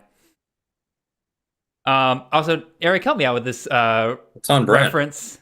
Nate put in Yes. the chat on my Lachey pick. He said the boy band 98 Degrees loves that Lachey pick. Nick Lachey from 98 Degrees. That's Okay, right. gotcha. Oh, that's right. Oh, a That's boy his. band aficionado, Yeah, Mr. Marquise. Luke Lachey is the nephew of Nick Lachey, correct? If I remember correctly, I think he's related. Oh, wow, really? Yeah, you're like tickling my brain now because I remember somebody mentioning this before. Wow, I had no idea. That's actually a great factoid. So good, That's good, pretty good, awesome. good for CFF trivia That's at one phenomenal. point. I didn't realize that was remotely possible, but here we are, and I'm all for it. Yeah, Leland, you definitely owe me that Ollie trade in the one league. We'll talk about that after the show with you sniping me with all these running backs. Man, you're killing me. All right, I'm just gonna shore up Wazoo here. I'm gonna take the other potential guy at the slot. Just grab them both. Why not? Because if one gets hurt, then Oh, doubling up. double it up. Yeah. I'm just gonna lock in the slot wide receiver for that offense. If one gets hurt, then I just have the next guy up at the very worst. So I'm cool with it. All right. Yeah, I'm down with that. No problem with that, my friend. So No problem there. Shane has an interesting question here regarding a well-known former Tito, Eric here with Dalvin Smith. He said, with Smith for Western Kentucky only being a wide receiver now, what round should he be going in? Initially, and again, his ADP certainly has taken a hit, of course, right? Like you're talking about him going from the 6th round down to like the 13th round, right? He went 10th round here. I still think he's a value at wide receiver, right? Because like Western Kentucky, I know we're all kind of backing off on Western Kentucky a little bit this year, right? Again, they're going on what, their fourth offensive coordinator in 4 years. That's a lot of turnover to continuously have. You got their third quarterback in 4 years. They lose Malachi Corley. They lose a lot on that offense, right? TJ Finley is their replacement, which, wasn't great at the SEC level, did fine at the Sun Belt level, but definitely I think held back that GJ Kenny offense a little bit there. But I think if you're potentially still getting the number one wide receiver, even if he's no longer a tight end, in that offense, getting him in there in the 10th or 13th round, I still think he's worth taking there. What do you think, Eric? Oh yeah, absolutely. I don't see any problem. I don't have any problem with that at all. In terms of, I apologize. What you said, I have no problem with that analysis, and I'm in. I feel bad. I'm on the clock in a second here with bacon fueled. I did want to say there's a couple of guys I had literally 3 guys I had queued up to take this pick all went with Roydell, Mario, Hemby. I also love Rocco Beck. Yep. Love him. I think we had talked to some of the C2C guys. Who is it? Austin, maybe? Dude, I'm in. No problem with Rocco Beck, especially with the pass script for Iowa State last year. Like they Oh, yeah. threw a lot more than you'd kind of expect. Definitely was somebody I was considering here. No problem at all whatsoever with that front. Ooh, good Jalen pick. Moss, another good pick. Dude, Yeah, good pick. 14th round has been a profitable round. Brendan Shager, Lee Beebe, you with the Meredith Hudson combo, Jaquindon Jackson. Like, this has been a good round, and I found that you can really make money in this, the 14th, 15th, these teens. So Oh good yeah, there's job, definitely a Avery. lot of guys that kind of fall to this range every once in a while in drafts that if you're paying attention, you'll be able to sneak some good value in there. So, Eric, you're on the clock. Where are you I'm going? going to try to sneak some good value in here. Can you select Katron Allen for me here in the 14th and the 14th? Yes, sir, I can. I'll just take the lunch pail, the best ball format. Nick Singleton goes down. He's a god. Otherwise, I'll just take the volume. He'll have some days he pops, some days he doesn't. But that's a pretty good, solid guy in a projectable offense that is gross.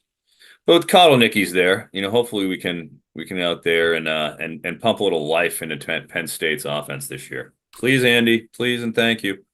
All right. Back on, Eric. I am going to go with the guy I think. Let's see. Yep.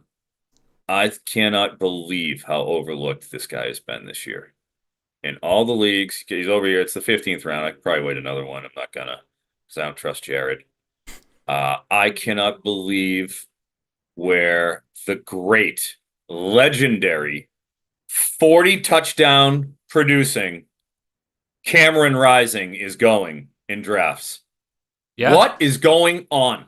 Cam Rising. Did anybody watch the spring game? Like, everybody's forgotten that the guy exists because he got hurt in the previous January and took the season off. Bro, did you watch the spring game? He was in total command. Like, if you want to look at a QB who is dialed in, knows every last aspect of what he's doing, it was a joke for him going through spring. They had no shot doing anything. The entire defense, they had nothing. They could do nothing. Eric, you were on the clock, buddy.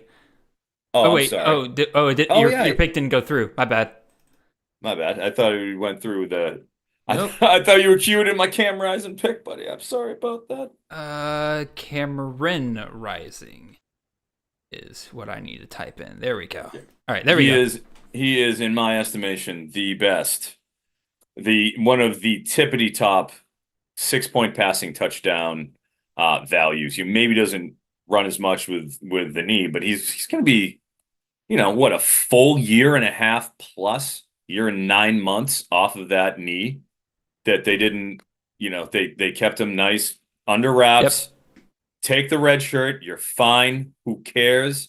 And then come back. And I want that version of Cam Rising. He's a 40 touchdown guy in the Big 12. Come on. Come on. It's really funny, Eric, because there's actually an article out there. I think it's Salt Lake Tribune that specifically talks about Cam Rising. It was back when he first got injured. Basically, the article was asking, like, what can we expect from Cam Rising, like, this year? Because this was still assuming that he was coming back last year. And they basically used fantasy production to talk about, like, what do quarterbacks look like a year out from their ACL? And they talked about, like, they don't look the same a year after their ACL, especially dual threat quarterbacks, right? And they were basically talking about, like, if Rising can come back the year after, that's when we're going to see him be back fully to his form. Well, guess what? That's where we're at. And also, one thing that really kind of goes undervalued in CFF drafts are these last year quarterbacks, right? These veterans that have been playing for years. Because guess what? If they know they're not going to the NFL or they're not, like, in line to go to the NFL, they got one last shot. And guess what? You know how you get the NFL's attention sometimes? You put up stupid video game stats. And Cam Rising absolutely fits that mold, especially coming off injury. He's got a lot to prove there. I think he absolutely fits that bill, and I think it's a great pick there. The 15th round, he's been going as late as the 19th round, according to our for ADP QB 44. Like, I agree. If I have a feeling his value is going to rise by the end of the offseason. People start remembering, like, hey, wait, we got a dual threat quarterback playing in the Big 12 over here that's going to want to just put up stupid video game numbers. So. Completely agree, and especially in best ball, what do we crave? I crave certainty. Yes, sir. Like, you can lock it up. You're getting Cam Rising. So you get back in. Killing me. I get Beck and Rising, but then you shoot the moon there with Jalen Daniels. So that's kind of how you got to play it if you're going with the low QB scary. Oh, you like McCray? Oh, I love McCray. Averaging 12 targets his last 4.5 games. Oh, yeah. he's gonna be an absolute monster once Maxion gets around there. I guess I'll take one of my other guys that I like. I'll take Damon Ward, wide receiver out of North Texas. Damon Ward, Eric Morris. Talked about Chandler Rogers. Yep. Eric Morris loves his outside wide receivers. Ward is the only returning outside wide receiver that has any kind of experience there in North Texas. Now, we'll see what they do with like Landon Sides and obviously DT Sheffield coming in. Both those guys have been slots at their previous schools. There's nothing stopping them from moving either one of those guys to the outside. I mean, shoot, we're seeing it with Carlos Hernandez, who played in the slot at Wazoo last year. He's going to be on the outside this year. Nothing stopping them, but for right now, until I get confirmation that either of those two are moving to the outside, I'll keep taking Damon Ward all day long. We're halfway through the draft, though, and I want to go ahead and remind everybody who is out there listening right now, if you have not already, go ahead and like the video. If you have not subscribed to our channel for whatever reason, make sure you go ahead and do that. We are doing this every single week with a new guest, Eric obviously being our latest and greatest guest for this week. But we got a lot of stuff coming y'all's way in the near future. We got a full booked out rest of the off season here with awesome guests the rest of the way. So make sure you're subscribed. Make sure you're liking the content. That way we get in front of the eyes of people who would be interested in this kind of content. And also don't be afraid to hit that share button and invite your college football buddies over here, because again, we talk a lot of fantasy obviously, but man, we're willing to talk college football as well, because that is the greatest sport in the world, and we are willing to answer any kind of questions you guys have. So Eric, enough of my spiel here. You're on the clock. Where are you going, man? Quali Quali Conley, Arizona. I can Quality do it on Conley. my phone. Quali. Yeah, going from San Jose State, where he's going to Arizona, following his coach, H.C. Brennan, and obviously knows what he can do. So the juice is worth a squeeze here in the 16th round. He's certainly saw a rise in ADP. I want to say last Champions League, I want to say he was kind of lower double digits. Let's see where Quali's been. He went the 12th round, 12-1 in the last Champions League best ball draft. So feel good about that. Ja'Cory Brooks, here we go. Ja'Cory Brooks time. A good here we go, or a bad here we go? Oh, here we go. Ja'Cory Brooks. I just mean here again with him. We follow Ja'Cory Brooks. Oh yeah, I had to pay dearly for my love for. Actually, no, it was my lack of love for Ja'Cory Brooks that forced Nate and I to sing Britney Spears. So. Because we fell in love with a guy who turns out was even worse, and that's JoJo Earl. Man, what happened there? JoJo, that sucked. Because I really liked him. Nobody won the JoJo Earl Ja'Cory Brooks argument. Nobody won. That is crazy to me how much that wide receiver class fell apart. The whole Alabama room, besides Bond, fell apart. Pretty much. It's absolutely nuts. Because again, behind Bernard this year, like again, Prentice maybe, but like outside of that, they really don't got much. Obviously, Ryan Williams coming in this year.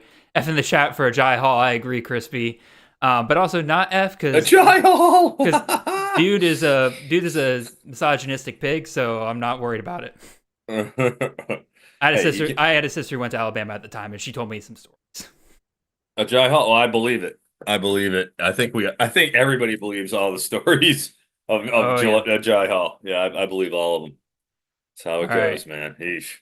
Eric, you took Joshua Stewart. Whoop. Dominic, I don't just like it. I love it. At 17.5 there, 17.5. There's Quinn Ewers at 17.6. At least that's reasonable. You remember last year when people were taking Quinn Ewers in like 5th, 6th round? I do.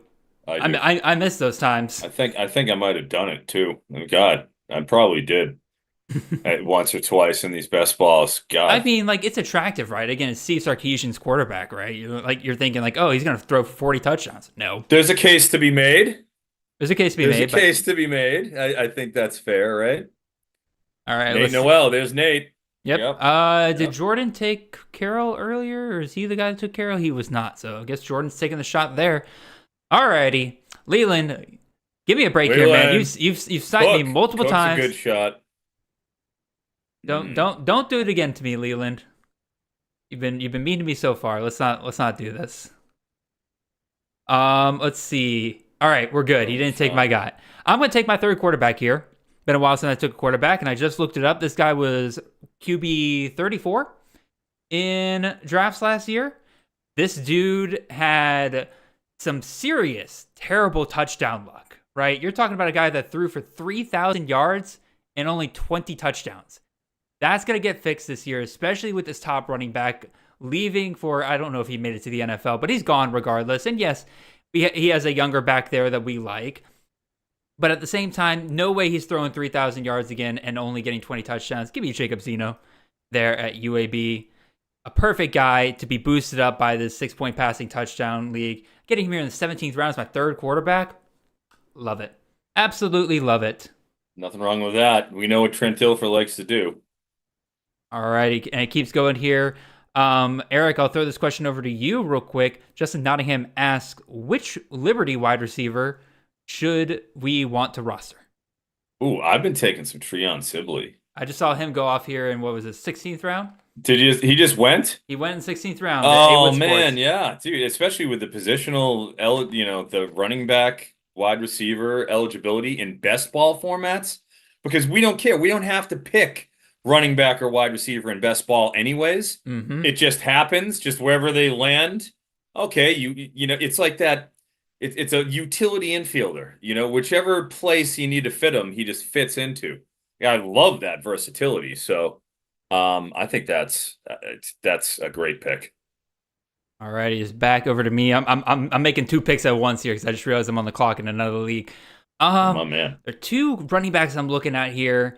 I think I'm gonna go ahead and take the one that somebody asked about in the chat, just because they were in the chat and I don't want to talk about them and somebody else take them from me. So I'll take Javon Jackson, running back out of UTEP. This is the guy that I like, right? He's coming up with Scotty Walden there at UTEP. He was a workhorse back for them last year. I was a little worried. Again, some of these FCS to FBS running back transfers have not worked out very well in the past, but as the as the news has come out of UTEP, it seems pretty clear that they're going to give him a very similar role there at UTEP. So if I can get a workhorse back here in the 18th round, especially one playing in the CUSA, yeah, give me that all day long. I'll take that. What's wrong with that, my friend? Eric, Ryan Carpenter, I think he's asked this question a couple of times and I keep accidentally going over him. He's asking just non-Power 4 teams to look at in terms of just taking shots in CFF, right? There are certain systems that you just want to take shots on. We kind of talked about one earlier with Georgia Southern. I think that is one that more people should be taking shots on late in drafts. I'm also thinking of Colorado State maybe a little bit because somebody's got to catch passes. Besides Torrey Horton, I'm a big fan, as I've mentioned before, of Dylan Goffney, who I'm probably going to take at some point in this draft as nobody else takes him. Eric, what are some non-Power 4 teams that you kind of take shots on in drafts? Those are 2 good examples. Obviously, you got to go to Liberty. Yes, sir. Liberty has to be respected. They're going to run roughshod over the CUSA. Literally, I mean, at will. Toledo always is a solid shot, with Jason Candle over there. They're always the class of the MAC. Naturally, I like some Tulsa guys this year because they have, in our estimation, according to the great Zach Hall, the easiest schedule in the entire country. Ooh. So I mean that's quite a bonus, and it's kind of rare since they're an AAC team, but the AAC is down. This isn't the power AAC it was of the Power 6 era, and I feel like you could take advantage of that without a doubt. I think it's a great call right there. Also, let's see. Yeah, Leland in the chat saying Dallin Holker going to the league crushed my soul.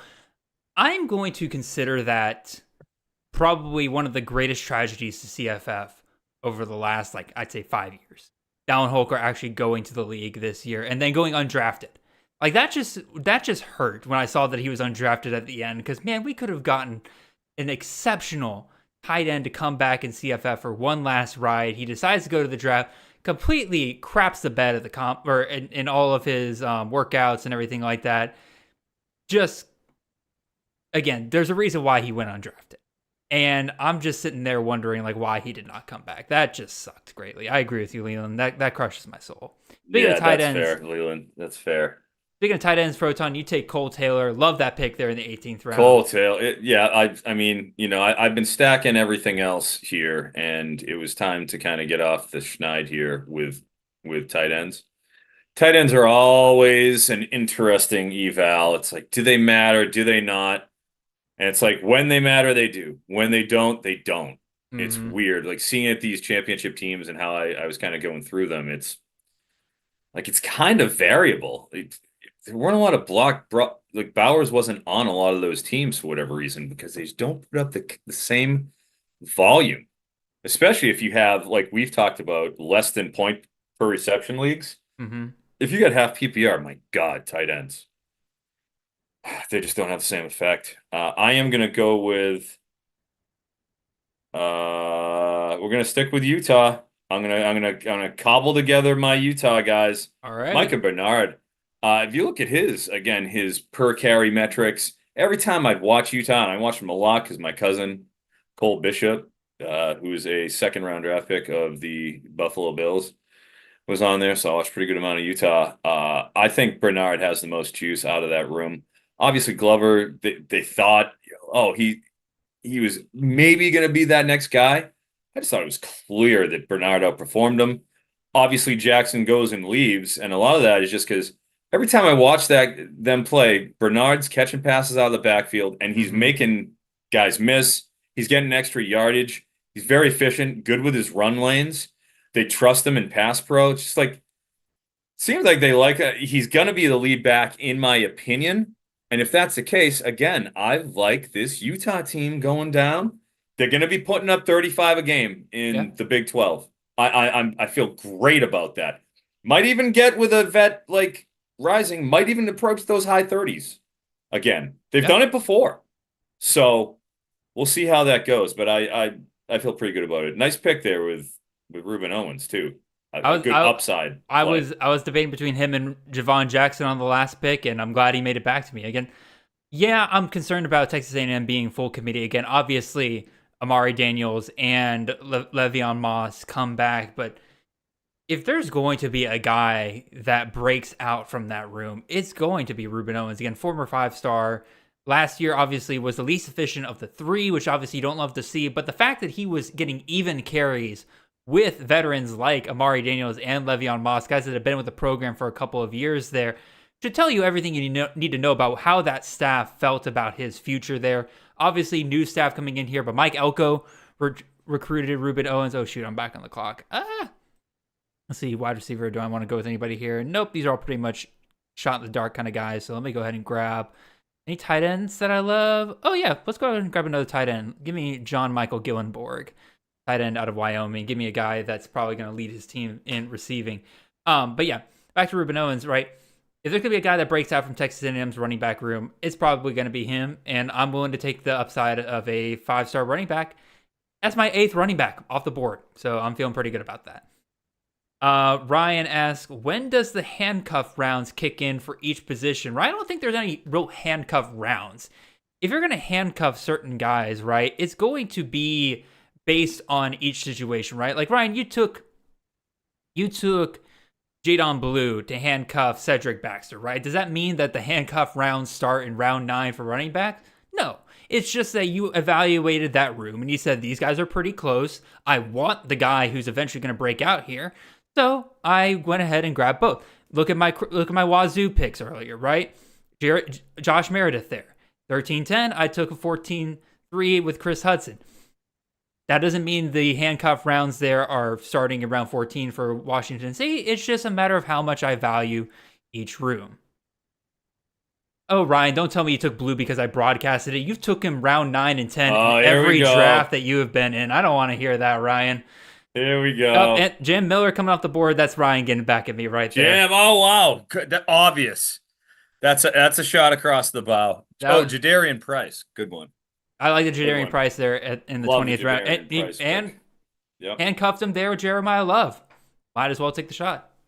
Absolutely, might as well all day. And no issue there with that at all whatsoever. Okay. All righty. Wow. Back up here. Feels like, wow. Almost. My roster's almost complete, but we're only 20 rounds in. Dude, it does. It's like, all right. Yeah, I feel like I got all these running backs. I've been So that's what I typically do. If you notice my build, I get guys I feel good about at receiver, and then I just pivot and try to hammer as many running backs as I possibly can that I feel good about before kind of flipping the script. I got 1, 2, 3, 4, 5, 6, 7, 8, 9, 10. So I mean, it's about pivot point time. Singer, good pick. Yes, sir. Why not? I mean, When you were talking about obviously. Utah, I thought that Singer was going to be the guy you went with there in the 19th round, but you went Bernard instead. No, but I am going to go with Chris Brazel for Tennessee here. I'm making the pivot to wide receiver, so it's going to be Singer or Brazel. See, I figured I could wait on Singer a little bit, but it's a good pick by Baconfield. Nah. Anytime you want that leg day contest, I'm in. And I train for explosion and agility. Okay, I'm not out there trying to put up the most weight. I don't care anymore. I did the whole 20 pounds heavier muscle thing through 20 to 35. I'm done with that. Agility and explosion, Bacon fueled. And if you think you can keep up with me on a basketball, you think you can stay in front of me with my first step, you can't. Trust me. And I'm bigger than you, and I'll rebound you. So, anyways, am I on the? Yep, I'm back. Yeah, you're back on the clock there, Froton. After talking smack to my boy Bacon fueled. All right, it's time to pivot to a quarterback, and I am tickled to see Josh Hoover there in the 20th round, 21st round. Give it to me. The TCU system, a kingmaker. Hoover proved capable. The cost of acquisition is entirely reasonable, and he is my QB4. So in a 6-point passing touchdown league, I feel pretty good about that. Some good QB values. There are, and that was one of the ones I was looking at here. I waited one round too long on him. Well, good. You had gotten me on Noose. This is the That's Noose true. comeuppance, buddy.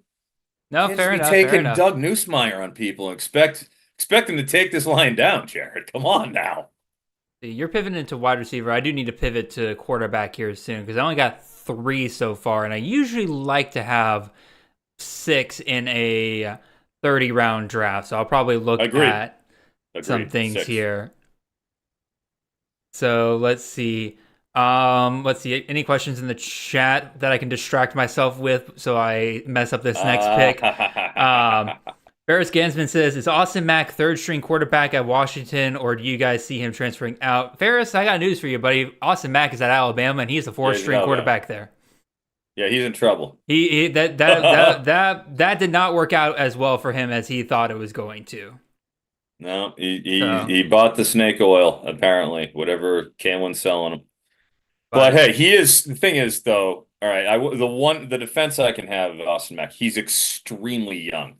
Yes. Like he reclassified, and he's a kid. He's still 18, even though he was a freshman last year. So he was always going to be a project. So I would expect you're going to have to wait on him no matter what, at least this year. And then next year, hopefully he graduates in that time. But, it's going to be, if he's on your dynasty roster, you're going to have to eat it. All right, let's see. I'm going to take a pick here that I don't particularly love, but he's decently high in my rankings. Probably should move him down a little bit because I legit question who he's going to throw to. But he's been a top 30 quarterback the last 2 years, and he's going to a system that's produced top 30 quarterbacks the last 2 years. So I'm hoping that both of those things correlate again into a decent pick here. Give me DJ Uiagalelei there at Florida State. Sure. Again, it's my 4th quarterback. I mean, at worst, he's a 20-point per game guy that'll provide me a safe floor each week. No problem with that. And the post-hype guys, they're look at Jaden Daniels, like the post-hype. Oh, yeah. Long-tooth QBs where it all comes together. That's the last season. It's an archetype that we've seen repeated. I agree 100%. There's nothing wrong with betting on experience, and especially in a potent offense that, as again, we talk about the metrics. What are we getting out of that offense? Oh, we're going to get points. They're an alpha in the ACC. Yeah, we're going to get it. So we should get 35 out of Norvell. Guy's a proven dude. Well, again, he took Sorsby too. Damn, he went DJ and Sorsby. Oh, I told you. Sorsby more than DJ. Nah, dude. I was pivoting to quarterback. I needed to kind of load up there, Ooh. and then now I can kind of pick some upside guys here at the end. There's one guy still on the board that I'm kind of surprised that there definitely is hampered by the 6-point passing touchdown. Like his dual threat ability isn't nearly as good as it would be, but if he's there again, I might go 3 quarterbacks in a row if he somehow makes it back to me. Jared, that is bold. 3 in a row? 3 in a row. I mean, Right, back half of the draft here. I mean, he's a value. Going tight end, QB. All right, well, I need to see that. I don't believe Ooh, it. good pick there with Blake Shapen there. Blake, the color on the Shapen with Levy. Yes, sir. We were just talking about Kamaro Taylor. He is committed to Mississippi State as well. Yes, sir. And I'll say that part of the appeal going to Mississippi State was Blake Shapen being there for him. Sir. It's like, hey, Speaking of all I which, gotta do is beat Blake Shapen. Receiver still on the board? Yes, he is. I might throw him in my queue real quick. I'm sure that won't be sniped and people won't figure out who I'm talking about at all. Jordan Vanek said, worked with Levy at USC. Love that dude. Unbelievably talented mind. I believe it 100%. Levy. The one thing he's got to learn is that don't leave your defense out to try every once in a while with your high-paced offense. But, you know, true. in terms What of do the we actual... care? Exactly. For us, it's fantastic. But for the actual defensive players, Rock on. Eric, you're about to get on the board here, so I'll see if there's any questions here. No problem. Let's see. Oh, yeah. Jordan Vanek said you're about to take Drew Alar with your post-hype era talk. Oh, wow. That is a good dig. Oh, respectfully, no. No. That is here's Mr. the thing. 18 fantasy points per game. I was going to say, yes, Drew Aller in a best ball format. Hear me out on this. In the late rounds, 28, 29, 30, if you're looking for a stable guy, you could do worse than Drew Aller. I do sincerely feel that way. Because you want certainty down then. He's... All right, I'm going to stop right now. You're on the clock, sir, so let's make a pick before you go down a... I'm going with my boy Andrew Armstrong, Arkansas. Extremely talented. I love watching his tape, just researching it. 700-yard receiver, I think, with a little upside. We'll see how it goes. So, Micah Davis.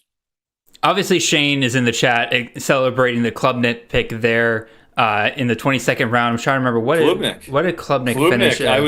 He was at the Elite 11 doing the camp. So Klubnik, the Elite 11 camp as well. So Klubnik finished QB 47 last year, right? So obviously, if you're expecting him to do this again, I wouldn't be super excited about that pick right there. But Nate Marquise, when he was kind of filling out our team profiles, he noticed something. And by the way, Eric, you're on the clock. But he noticed something very interesting about Clemson's offense last year, which I don't know if it gets fixed this year or not. We'll find out if this can be fixed. But Eric, I'll let you make your pick, and I'm going to ask you a question. Good to go. My man Ty Felton, Maryland. He's going to be the number one. When I talked to Jaden Reed, who was it? Jaden. Who was it? No, it was Raheem Jarrett. When I talked to Raheem Jarrett and asked him what he thought was the top receiver in that room next year, he loves Ty Felton and was singing his praise. I think he's going to be a star. Already had a little bit of a breakout last year, and I think that continues. Alrighty, Eric. So I'm going to ask you a question about Clemson's offense. Voisin's a great pick. Voisin, again, what did Jamal Pritchett get taken at here? Wide receiver. I don't even see where he's going. But he's a guy that goes top 6-7 rounds very easily. Camper, I love some of these. Look at some of these wide receivers just went. I mean, I like all of them. Brown, Camper. I know. I got 2 in my queue right now that I'm feeling pretty good about. Those guys are all solid. Why wouldn't you like a shot at Cam Camper in that? Why not? I don't like the injury history with Cam Camper, sure. But he's at Boise. Obviously, there's somebody else there. I know. Love some of the sacks going on here. By the way, Gio Lopez was the quarterback that I was going to take if he came back to me. Jacoby Merritt. Okay. All right. Jacoby Merritt. There we go. So good pick. Good pick. There's Chris Marshall. There he goes. Kevin Coleman. That was a wide receiver I was looking at here. Carlman. With all these wide receivers coming off the board, I'll go ahead and take my boy Dylan Goffney. Somebody else has to catch passes at Colorado State this year, and hardly anybody is returning or coming in through the transfer portal that works over the middle. Goffney is the only guy there, and that is where Colorado State loses most of their targets from last year. And so I'm a big believer in Dylan Goffney. 240 vacated targets on that offense last year. I need Dylan Goffney to get a quarter of those, and he's a 100-target receiver this year. I fully believe that is available to happen if he is indeed a starter for Colorado State this year. So I am loving that pick there. Obviously, I love it. It's my favorite. It's my pick, so of course I'm going to love it. I think... oh, yeah, Shane, sorry, I got distracted with the Klubnik thing. So, Eric, let me ask you real quick. In terms of pace, Clemson finished what rank in terms of plays per game last year? In all of FBS. Okay, this is a Nick stat. Offensive plays per game. 30th? Oh, Eric. They were third in plays per game, offensive plays per game, with 74.8. Let me ask you now, That's Eric. That's wild. What an anomaly. But here's the anomaly. You ready for this? What rank did they finish in offensive points per game? Points per game, I want to say for a raw number, they were like low 20s. I want to say 22, 23 maybe.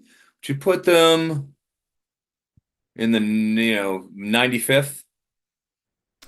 They were, again, they got 24.5 offensive points per game last year. 24.5. That puts them at 67th. But regardless, 24.5. That's crazy that you are third in the country in offensive plays per game, but 70 or 67th in actual points per game. That is that is a fast-paced offense that is incredibly inefficient. I have no idea if that gets fixed this year, but if it does actually provide a little bit of argument for Cade Klubnik to have a higher fantasy season that he did last year. And considering he was already QB 47 last year, if they can bump him up to QB 30. Probably not the worst pick in the world there in the 23rd. I think, 22nd, 23rd round in this one. But again, I don't know if that gets fixed this year. And also, it could also deal with the fact that Cade Klubnik's not a very good quarterback. Sorry, Shane. He has not improved very much over the last couple of years. Not particularly good. No. So no, I agree with that. But I thought it was a very, very interesting stat line. Considering, again, you're super fast paced, but man, you can't score. All right, Eric, you're back. Amen, my friend. Oh, we're back? Oh, boy. Here we go. Hopefully we got my guy here. Bang. A couple of my dudes. All right, good. There. Here's a guy that myself and Justin Heisey have been dueling over. Xavier Thomas, LSU. Very nice. Smoked that spring game. Was as good as you can ask for him to be for that crap offense they had at Mississippi State last year. I mean, what a disgrace. But he was off there, and they get what they can out of him. I think he's going to be excellent. I'm very, very excited about our friend, Mr. Xavier Thomas. Now, all right, should I go with the QB? I think you should go with the QB because I'm not looking at QBs right now. So therefore, you're not going to snipe me. I've got 4. I just want a few wide receivers in a row. I've been pounding the wideouts, haven't I? Yes, you have. Okay. I'm going to go with... yeah, I'm going to do it. Post-hype sleeper extraordinaire, Indiana. Fast-paced offense. Let's go. Curtis Rourke. Indiana. He's going later than he did earlier this offseason. Same with Elijah Surratt. So I don't hate the picks nearly as much as I did earlier this offseason. But man, I'm concerned that Kirk Cincinnati's not going to be able to get it going year one. I think next year, Indiana could be great, especially with Tyler Cherry coming in at quarterback. Like, I'm hoping, man, I can grab him some supplemental drafts this year, and I can have Kirk Cincinnati's quarterback in the Big Ten next year. Oh, absolutely. I like the little schedule break they got with not having to be over on that side. And like you said, I'm interested in seeing what he can do as a senior quarterback. who's given a shot. So we'll give it a little Nathan. I wanted Sorsby before, but Pumice Gaming in the chat, real quick. What is this draft on? This draft is on Fantrax, the only fantasy site that offers college fantasy. They offer it for free. You do not have to pay for your leagues unless you want a premium league, but that's mostly if you want to do like Dynasty stuff, like some deep Dynasty stuff where you're trading picks that are 2 years in the future. Otherwise, mostly all the stuff you want is available there, customizable. I don't work for Fantrax, but I will sing their praises. They've done a lot over the last couple of years to really improve the overall aesthetic of their site and making college fantasy as good as possible for us here. A couple of Dynasty questions here that have been kind of piling up here, Eric. Where did I go? There we go. William Brennan says, any hope for Andrew Paul in Dynasty? Obviously going to Jacksonville State. Sure. Yeah, I mean, anytime you get a guy, especially Paul had so much buzz. I know everybody kind of remembers that. That's probably what you're mentioning. But you remember all the buzz he had last year. And, I mean, he looked good in the spring stuff that we saw him with in his tape. Obviously, he was a good rusher out of high school and, has potential. You go and throw him in the G5? Why not? I've been seeing him get drafted plenty of places. Has he been drafted yet? I think he certainly could be. No, he has not been. Speculation shot. Not drafted yet, but it's a good speculation pick. No problem with that. So yeah, I mean, why not? I'm holding. Why not? I have him. Lewis Brown. Ooh. I got Paul in a couple of leagues. I'm not letting him go. I don't expect. I'm not anticipating him to be a startable option for me, but I'm also not letting him go. I think, given his talent level, he should be able to kind of break out in that room. But also, they do have Ron Wiggins there still. So if that staff is loyal to Ron Wiggins, despite the fact that he went into the transfer portal, I could see that being hard for Paul to overcome there. Let's see. More question. Dynasty C2C supplemental draft question from Michael Weddington here. If you are coming into a year where your chances to win are slim, is there any validity in drafting the future early in the draft versus drafting early to win now? I mean, if you really think that you're not going to have a good chance, like I would say draft. I mean, it only makes sense to draft for the future at that point, right? Like get guys that you expect by year 2 are going to be guys that'll help you. That way you turn yourself around pretty early there. In college, you don't have to. I'm on the clock, dadgummit. In college, you don't have to plan your rebuilds out 2-3 years down the line. You could rebuild within 2 off seasons. Like you have one bad year, and then the next year you're right back into it. If you're smart with your drafting, I think you just have to. You have to very much focus in on those guys where you're either taking guys that are producing now that could explode in the second year, or you're taking freshmen that you're expecting to start by year 2. Eric, totally reasonable, and I definitely do that, especially in the early rounds. I live by that ethos. Absolutely, like I want to try to build as much as I can with as much talent, the high end talent you can get out of that class. You feel good about you've scouted, and then you're just going to have guys emerge that you have to be on the wire and be aware of. In the G5. So yeah, it all makes sense. And then sprinkle in your older guys, but you draft with an air towards the future, but. You can still fill in your roster. You have 15 rounds in a lot of these supplementals, so you've got room to work with. I will say, if you're in Dynasty and you think your chances to win are slim, don't do what I did in one of my Dynasty leagues this year, where I sold off all my old guys right before the supplemental draft, trying to get some value out of that. If I'm being real, I was getting much more value out of guys later in, like right before trade deadlines, right? Where you're selling off guys to teams that are going to compete. Those teams are willing to pay some high prices for the chance to win the league that year. And I'll admit, in this one league where I did do that, this is a humble brag if there ever was one. In all my Dynasty leagues, I'm doing really, really well. And so in the one league where I was kind of struggling a little bit, I just decided to give myself a rebuild because I wanted to do something different with that league.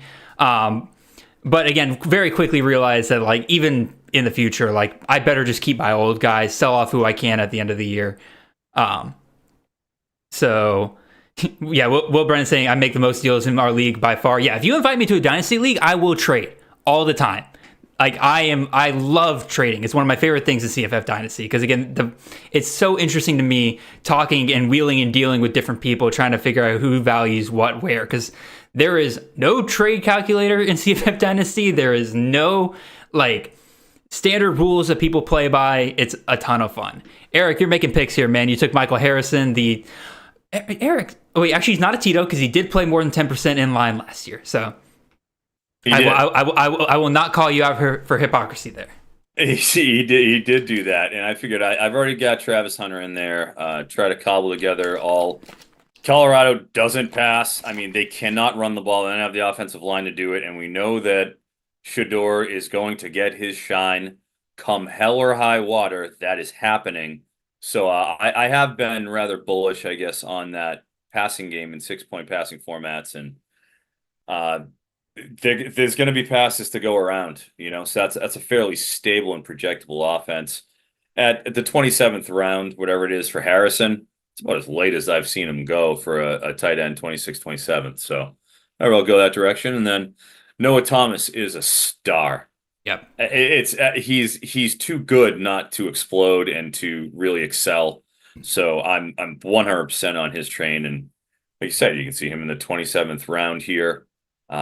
For A&M, I think that's a pretty good shot. Rebs, I don't like you because I was kind of hoping that Daniel Highshaw would be there at the end of the draft for me to handcuff with Devin Neal. Kansas. But you know what? I'll live. I got a couple of running backs here in my queue that I'm pretty okay with filling out my roster with. Good Lord, I'm all of a sudden very burpy at the moment. Let's see. I'm back on the clock here. I'm going to take one of two, in my opinion, kind of forgotten next guys up for two. Again, I'll take the first one here. I'll take Rodriguez Clark out of Southern Miss, filling in for Frank Gore over there. Again, just kind of some forgotten systems in CFF, right? Again, I don't think Clark's as good as Frank Gore, but they are not afraid to hand it off to one guy. I don't think they really have anybody else in that backfield. He's waited his turn patiently. I'm willing to take the shot there. And then I got another Sunbelt running back here. We'll see if Luke or Dylan snipe me on him here. But a guy I kind of mentioned earlier in the chat. So maybe y'all go dig deep for that. Eric, a couple more questions here in the chat. Shane is once again asking, new air raid at Marshall. How's that going to work out? The new air raid at Marshall, we shall see, because that obviously is a stark departure. It's been that running back honey hole for time immemorial. We can remember, obviously, Rasheen Ali, but even then, even in between, Kalen LeBourne to run got his time in, transferring down from Florida State. So, but with the Sun Belt, look what happened. Look at the transition we saw at Appalachian State, as we've talked about, and all the up-tempo, pass-oriented offense. USA, obviously, Georgia Southern, obviously. You kind of gotta. There's an arms race and the Sun Belt, and they can rest on their defense, or they can try to score some points and put it up. So, I think they're kind of just trying to keep up with the Joneses sort of a thing. Right. In that front, you got to do what you got to do in order to keep pace in the Sun Belt. I love the Sun Belt. Oh no, it's very quickly turning into one of the better places. Carp was asking earlier about where teams to invest. Just take a look at some of these Sun Belt teams. Marshall would be a pretty good one to take a shot on, right? And so, let's see. I think actually the top receiver I expect there is still on the board. All right, I'm running out of time here. I'm going to take Damian Taylor, another kind of forgotten running back here in the Sun Belt. Kamani Vidal is gone. Obviously, we lose John Sumrall to Troy, or not Troy, excuse me. We lose him from Troy to Tulane, and we bring in two offensive minds that are not afraid of a workhorse back here, especially with Damian Taylor. He's been a guy that people have been eyeing since his freshman year there with the Trojans. We have head coach Gerard Parker coming over from Notre Dame. Obviously, we just saw what they did with Audric Estime last year. They also hire Sean Reagan, the former play caller at West Virginia in 2021 and 2022. Guess what? Letty Brown. Anybody remember that name? And so super on Letty Brown. And so I am very, very happy to take Damian Taylor, a guy that I think has been going way too late in a ton of drafts right now. William Brennan asks, Deep Dynasty, do we cut ties with Jalen Knighton at SMU, or can he go off this year? Ooh, yeah, Jalen Knighton, the Rooster. They've kind of snuffed the Rooster, haven't they? As the song goes. That's such an interesting backfield. Who knows what's going to happen? I don't think you probably don't want to cut him if he's already on the roster in Dynasty, but I'm not seeing him prioritized in many drafts. I mean, No. have you seen him going in many of these best balls that you're doing? I don't think so. Let me see if I can look up his ADP real quick. Maybe see if I can find bit, but very little. I want to say he is currently going in best balls as RB 97, 27th round. So not prioritized at all. Probably going undrafted in many leagues. Squeaking in, yeah, just barely relevant. So I mean, it's a tough situation to really deal with. Here you go. I'm on the clock here. I need another tight end. I'm going to take one sec. Just make sure he doesn't have the same buy. Good, he doesn't have the same buys. I'm going to take the replacement for Ben Urasek over there. Troy Taylor's system at Stanford, Sam Roush. If you took the numbers for the two of them last year together and put them together, especially with Roush sort of as the season went on, he got more comfortable. He is the clear number one tight end there. They've proven that, Troy Taylor will use it. So give me Sam Roush. All right, I obviously like the pick because you got me exasperated whenever you took him. I was ready to take him on the way back, but you got me. You got me. I am going to go with. I need another quarterback, so I'm going to go with my guy, my favorite. Well, I've been waiting for him for years. Me and Moxley together forever with Tyler Van Dyke. I want it. Please, come on, Phil Longo. Please, give me my Tyler Van Dyke big season. Landfear was also on my list of tight ends. It was Landfear or Roush. No, Landfear's a good one. A little bit disappointing in my opinion last year because I really thought disappointing. He got dinged up towards the end. Did he? Okay, I would say I couldn't remember if he was fully healthy or not. There's like that pocket. If let me see. I'll click on him here if I'm not mistaken. But I want to say in the games. Yeah, if you look, exactly, October 13th through November 11th, it's pretty good. He had a nice little stretch in there. He was very productive. And then I thought he got, he was phased out. I thought he was injured against Temple, and something happened against SMU, if I wasn't mistaken. And then he came back in the bowl and got 4 targets against Iowa State and caught a touchdown. So it's like, yeah. It's Memphis, and that position has been year after year with remember was it Dykes, Sean Dykes? Can't forget Caden Prescoring. Caden Prescoring, obviously. So he's the starter there. Why not? Oh, I interesting. Agree. Tyler Brown. Wow, Clemson. Let's see what happens. Oh, Ethan Vasco. Why not? Oh, right. Yeah. Why not? I was looking at him. Did you listen to the G5 Hive episode with I didn't yet. Coastal Carolina? I will be inhaling those over the next few weeks. Oh, they're doing such a great job. I would say they're great listens, obviously. But the guy that they brought on compared Ethan Vasco and Grayson McCall to Jackson Arnold and Dylan Gabriel. Oh, it's the same thing. Basically saying that Vasco is so good that Fedone right before Leland. Come on, you gotta get one. Had to get one more in there, didn't you? It's all right. Those are all the good tight ends. Look at all these good tight ends late. This is why I like to wait on the tight ends. I'll take one. I took Taylor, but then wait because there's so many good ones. And if you only start in one, look at all those guys who just went boarding. That's like you just rated my queue and Jared's as well. Indeed, you have.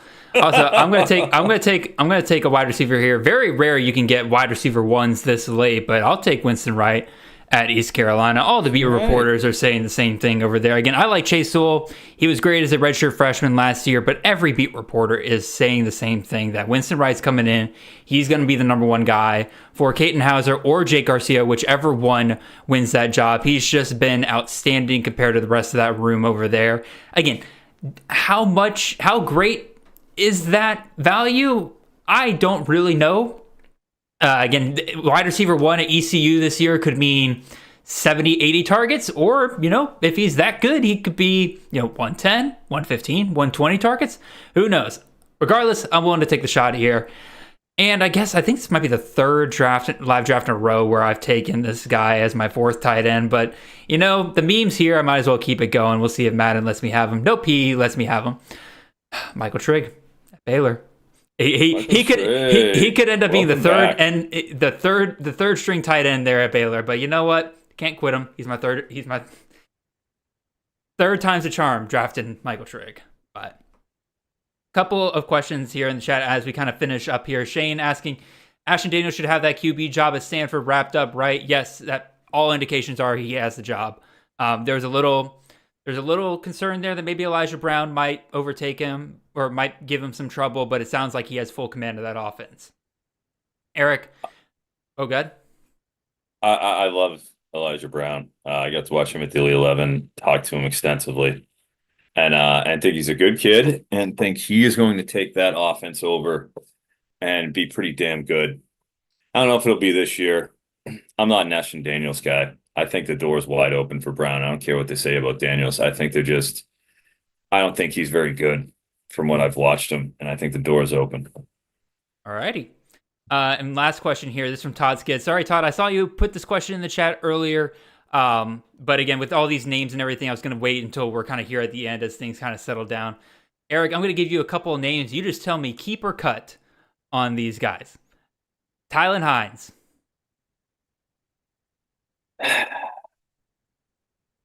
Keep or cut in what context? For Dynasty? 32 team deep Dynasty. 32 team. 32 team. First of all, wow. How in the world did you get 32 teams in a Dynasty? All right, fine. Hold on, fine. If you got 32 teams, I guess it's you got to cut. You got to keep almost anyone at that point. I know, right? You just have them. If they have a pulse. French.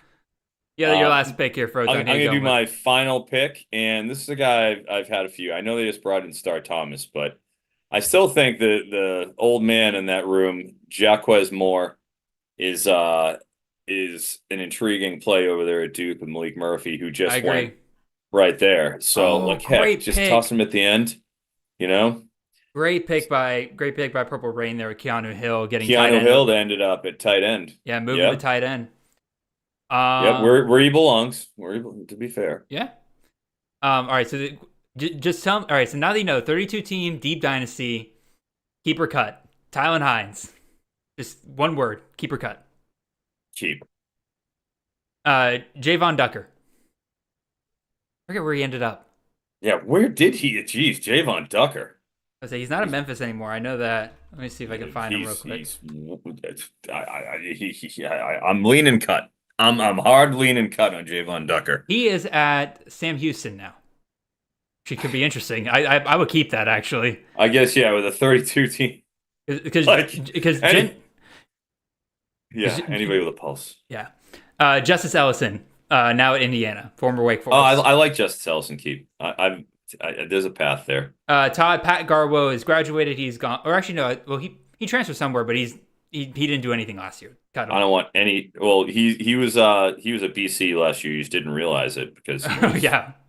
Kai Robichaux made him irrelevant. Yeah. Bye. Darrell Robinson, former Charlotte running back, now at UConn. I'd keep him. Chris Tyree going to Virginia. I would keep him because potentially he is going to be in that slot role there. Why not? Yeah. What do you have to lose? You come this far. Malik Hornsby at Arkansas State. I say keep. Is he playing quarterback? He's playing wide receiver. That's what I'm saying. I hope you're not keeping him as a quarterback. Is what I meant. Yeah, that's fine. Keep him. Makai Lemon, easy keep. In a 32 team. Is there a question? Yeah. That's a lock. Nick McMillan. Honestly, did Nick McMillan go in this draft? That's someone who I think deserves deserves more. Obviously, he's undrafted. That's a really good value right now. Nick McMillan, yeah, that's a good shot. Obviously, anytime you get a number one, you can just bank on, especially a 32-team league. You got to keep him. And then Juice Vereen, tight end / wide receiver at NC State, didn't do much last year, man. Like, I don't know. Yeah, but it's hard to cut him based on what he could be. Sucks that they brought in Jolly. So, that's no fun. Alrighty. So that's the end of our draft. Again, we made it through 30 rounds here, Froton. We don't have a ton of time to really kind of go over the results of the draft, so we're not going to do like our favorite non-our teams this time around since we're kind of up against the clock here. But in terms of your own roster, Eric, looking at it now, how do you think you did? What grade would you give yourself in this draft? Oh gosh, let's go over this again here. Start off with Genty and I feel pretty good. I don't have a ton of Atkins, but he's such a PPR, machine. I feel good about that. Obviously, Harrison Hunter. I've got a lot of Travis Hunter. If you look at his season, you remember he played nine games. And if you take him on a per game basis, he was a 17 to 20 point wide receiver last year. So, I mean, I'm in on him. I feel like my running back room is really strong. And that's kind of how it was built, through Jacques at the end. Was able to get good value on tight ends. Feel great about Taylor, Harrison, and Rouse in 18, 26, and 28. Didn't have to give up much. They're good tight ends. I do feel like there's, potentially some weakness in the quarterback room, and I drafted it that way. If Daniels isn't able to play, obviously if he's around, I think that Kansas schedule, I think he could be a supernova for fantasy. But, as pointed out with Rourke and Van Dyke, those are Big Ten quarterbacks that have a little bit of, question about them, given that they're changing teams and they're going to a tougher conference. But with Hoover and Rising, I feel excellent, and Beck, all those guys are rock solid. So I think I'll get something out of that room. And as always with wide receivers, we'll see. Feel great about getting Bond at 8. George Brazel could be big. Xavier Thomas, Noah Thomas. So I feel good about guys I have in the room. But we'll see. We'll see what happens with the quarterbacks. If I get an injury at quarterback, that could hurt me. Let's be honest, because that's when you push down guys down the board, you have to hit. So I think I could use a little more certainty in the QB room if possible. I would definitely say so, especially again, you got Daniels and Cam Rising, two guys that have been injured in the past. Yeah. There as your second and third quarterback could definitely hinder you there. I think you did pretty well for the most part. Again, for somebody who kind of waited to really shore up their running back room until kind of the middle rounds here, or actually you didn't take another running back until the 30th round after you were done there in the 19th round. Like I already had 10. I like a lot of the picks you kind of went through here because all of these guys, in my opinion, if they can shore up their backfields, have top 20 upside. And that's exactly what you want to get through this range. Before I get into my picks, I just realized, and this tells you, one, how much I like this, or how much I value this player, but also, two, like how crazy these drafts get for me. I just realized I drafted AJ Duffy. I legit do not remember drafting him. I think at one point I was just talking and like I just auto saw him in my queue and I was like, oh yeah, just go ahead and grab Duffy. It'll be fine. Because I remember at one point looking and being like, did I grab a 6 QB? I guess I did at one point, and then I just didn't look. Yeah, apparently I took AJ Duffy at one point. So regardless, I'll look at my team here. I think this might be one of the I want to say stronger quarterback rooms, but one of the quarterback rooms I feel the most confident in. I've had in a while. Again, Dylan Gabriel and Garrett Nussmeier, 6-point passing touchdown league. I feel very strong about those guys. And then I got some pretty safe picks behind them with Jacob Zeno and DJ Uyangalele there. And then 2 upside guys there at the end, playing in systems that I love. I'm not entirely sure exactly how good they'll be in those systems, but man, if they hit, both of them can do some serious damages in the conferences that they're playing in. With the Brandon Sorsby and AJ Duffy, I think I have a very well-balanced quarterback room there. Running back room, I think I, once again, love the mix of safe guys and upside guys here. Neal, Allen, White, I love that start of running back, especially being able to grab White there in the 5th round. Like, that's a 25 touch per game guy that I'm able to grab pretty easily there in the 5th round. Obviously, injury history in the past notwithstanding, but for the most part, I like the guys I grabbed later. Got a Justice Haynes share there, but some other upside guys like Ruben Owens, Javon Jackson, a lot of kind of small school G5 guys that I'm liking there. And then wide receiver, I'd say probably would be my weakest room. But if, again, all I need really is out of these 10 guys that I took, I need 6 or 7 of them to be hits for me. So again, between Squirrel White, Noah Smith, Burgess, Fields, Meredith, Hudson, Ward, Goffney, Lewis Brown, and Wright, I feel like I can get 6 or 7 of those guys to be decent starters for me every week. And then tight end, I think I waited a little too long at tight end. Again, Lachey and Gillenborg I like, but I don't love having Delp and Trigg kind of being my backups there. So that's probably where I'd say my weakest point of my team is. But I would say overall, I'm pretty happy with my draft. It's definitely the happiest I've been with a draft in these live drafts so far. I guess it helps when Ben Jacob is not shouting in the chat for everybody to snipe whatever pick I'm about to make. Although Leland did well in terms of that department tonight. So Leland, you would make Ben Jacob proud. So Leland's a savvy vet. Oh yeah. He's a savvy vet. He knows what he's doing. So alrighty. Froton, screw it. We got another 5 minutes here. Is there any teams that kind of stand out to you real quick, Froton? I know people like it whenever we shout out their team. So any teams that kind of stand out to you as ones that you really, really like? Geez, I'll be honest. I've just been worried about picking here. You answer your teams you like. Let me survey the board here, and I'll give you my opinion. I was hoping you would go first, so I can survey the board.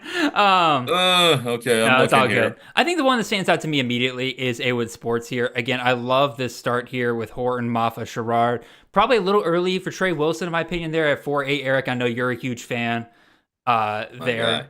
But I like Trey Wilson. Maybe a little early. I like the Rock Taylor pick there at 5-5. KJ Jefferson is your first quarterback off the board. I think it's a good one. Shoring up the running back room with Bayshaw Tootin, Jordan Waters, Roman Hemby. Hemby I don't love, but again, like you're getting the Notre Dame running back 1 back here. High upside pick with Zach Evans maybe. I'm down with it. I definitely don't like that Jeremiah Smith pick there at 13-5. I'm just not a big fan of taking freshmen in redraft leagues for the most part, so that probably dings you a little bit there, Austin. But I do kind of like the fun idea of just nabbing 2 of the top tight ends there in Harold Fannin and Rondé Gadsden, just getting a huge advantage at that position. How much of an advantage will that be this year? Who knows? Again, I think it'll be not quite as large as having Brock Bowers and Dallin Holker last year, but could be a decent advantage. You grab some of my favorite guys like Xavier Henderson. Obviously, I like Dom Lovett there. Anywhere past round 15. I would say probably Awood Sports is probably the team that sticks out to me the most. Eric, what do you think, man? A couple of them here. I like how Chris started here. FFB Chris. I think it's Chris Battistel. Yes, sir. I mean, you might as well go with Tet there, of course. Obviously, Mahdi in the 3rd round's fine. I think Etienne in the 8th is great. I'm a Jackson Arnold fan. LSU, as we know, Noose is going to throw some passes. Fafita in a 6-point passing touchdown league is really good. I like Singleton. Tate, I think, is going to be that nominal 2 at Ohio State. Branch in the 14th is a good deal. Beck, Womack, Messer. I like that, how he attacked wide receiver sort of in the middle there. Mm-hmm. Malachi Nelson's a great deal in the 19th. Ben Brahmer is an excellent tight end. I love Mitchell Evans as well as a tight end, provided he's healthy. So, and maybe you get something out of Bentley at the end. So I kind of like that. Also, I would say, I like Carps too. I mean, he's got a lot of dudes I like here. I think it makes sense, with the throwing back. So you got Nico. I like Nick Anderson ahead of Burks too. I'm a Nick Anderson guy.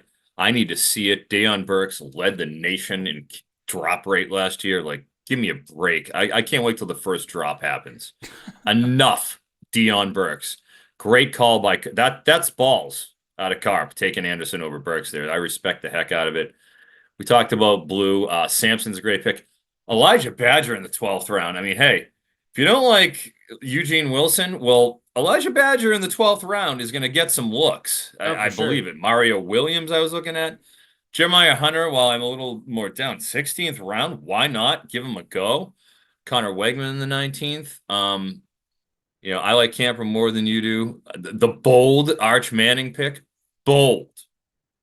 Manjack should be the one. Sturdivant 27-26 with Manjack. That's all good. Carp, I've noticed in the many drafts that I've been in, I've mentioned this before, he is not afraid to like if he thinks he knows who's going to win that battle in some of these battles. If he's thinking the other direction with some of them, he's not afraid to take them. Like look at Eckhouse there, right? Look at Arch Manning. Guys like that. He's done with a couple other quarterback rooms. And you shoot Jam Miller there in the 20th round. Like he's not afraid. It's he's not dangerous. Afraid. It's dangerous going Manning and Eckhouse and then leaving 4 QBs in a 2-bye league, you know. But he's got Ewers, so like that's true. He does have Ewers. So as well.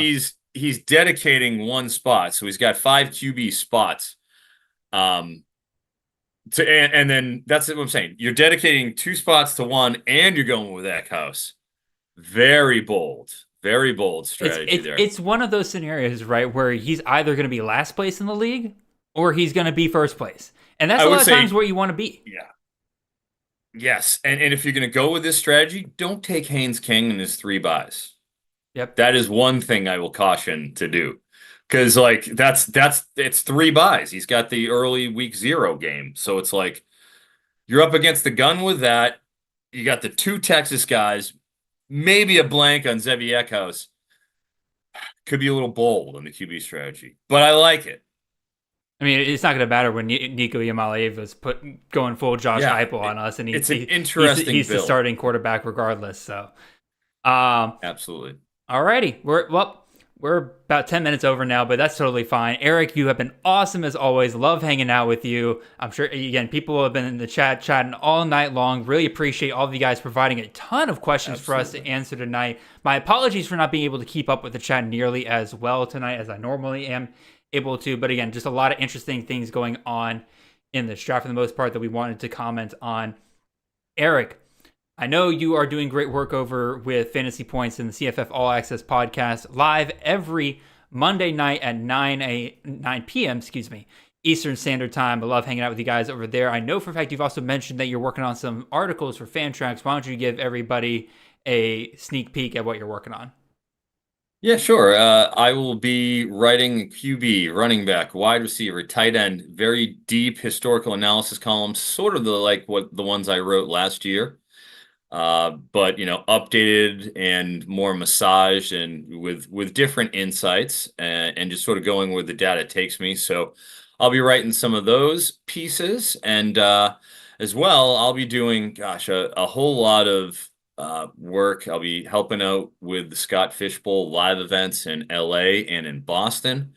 In fact, it's almost in the books here. We've been in big time discussions for the Boston live draft for the Scott Fish Bowl. Ooh. It's right before the FSGA, the Fantasy Sports Gaming Association conference, which I'll be speaking on a panel along with elected officials in Boston and the CEOs of some of the gaming companies like Underdog, Prize Picks, FanDuel on gambling regulations. So I'm really excited about that. But very cool. Oh, big spot for that. Very excited. But the night beforehand, Scott Fish is having a big Fantasy Cares charity event that will be I believe it's just about in the finalization stages. So, don't hit me on Twitter on this, but it is going to be a karaoke event. Ooh. Where I will be headlining the event. For the Scott Fish Bowl, we'll have luminaries. NBC Boston's going to be there. I already got them to cover all this stuff and do all this stuff. And I'll be headlining with my own brand of karaoke where I have about 20 songs that I've completely redone the lyrics to and reformed and massaged for fantasy football purposes, much like I did at the Fantasy Football Expo last year with Cult of NFL Fantasy. So I've got some big plans for this summer. Stay tuned. Hold on. All right. Eric, can I make a request on one song that you can redo that I think would be fun for fantasy? Turns out I take requests. Can you redo Ain't No Rest for the Wicked by KG Elephant? Ain't no rest for the wicked, huh? I'll try. You know that song, right? Interesting. I do know it, but it's not like I just sit there and I listen to a song and I set out to do it. What I have to do is just listen to just domino a bunch of songs that I like. Gotcha. And just see if a hook hits me is what I kind of have to do. And so just as I'll be sitting there driving the car and I get an inspiration, a hook hits me, I just write it down. All right, I just go to the phone like, oh, let me pull out, let me pull over and just, type it down and make sure that I'm correct with that. Oh, for sure. So it's not like something I can just be like, oh, I'm just going to take this song and just put it in. Gotcha. Sometimes songs they don't fit the cadence that you need, and it's better when you can just have something develop naturally. I'm like, oh, that would be a good hook, go along with the hook, and then you work the hook backwards. Gotcha. With the lyrics. But that hook is what you need. Like I get the hook and like, oh, that's catchy. Does the rest of the song work? And that's how I have to do it. And the thing is, like the live Boston show is a test case. Okay. And there's going to be a lot of big industry people there at that event. So if I fall on my face, it is going to be ritualistically humiliating. But hey, that's part of the fun, right? But if it goes well, one of my best friends who's going to be doing the DJing for that event. So like I've known him forever. He's one of my best friends in Boston. So like I'm a Boston guy, so all my dudes are there. So I have connections. Mm-hmm.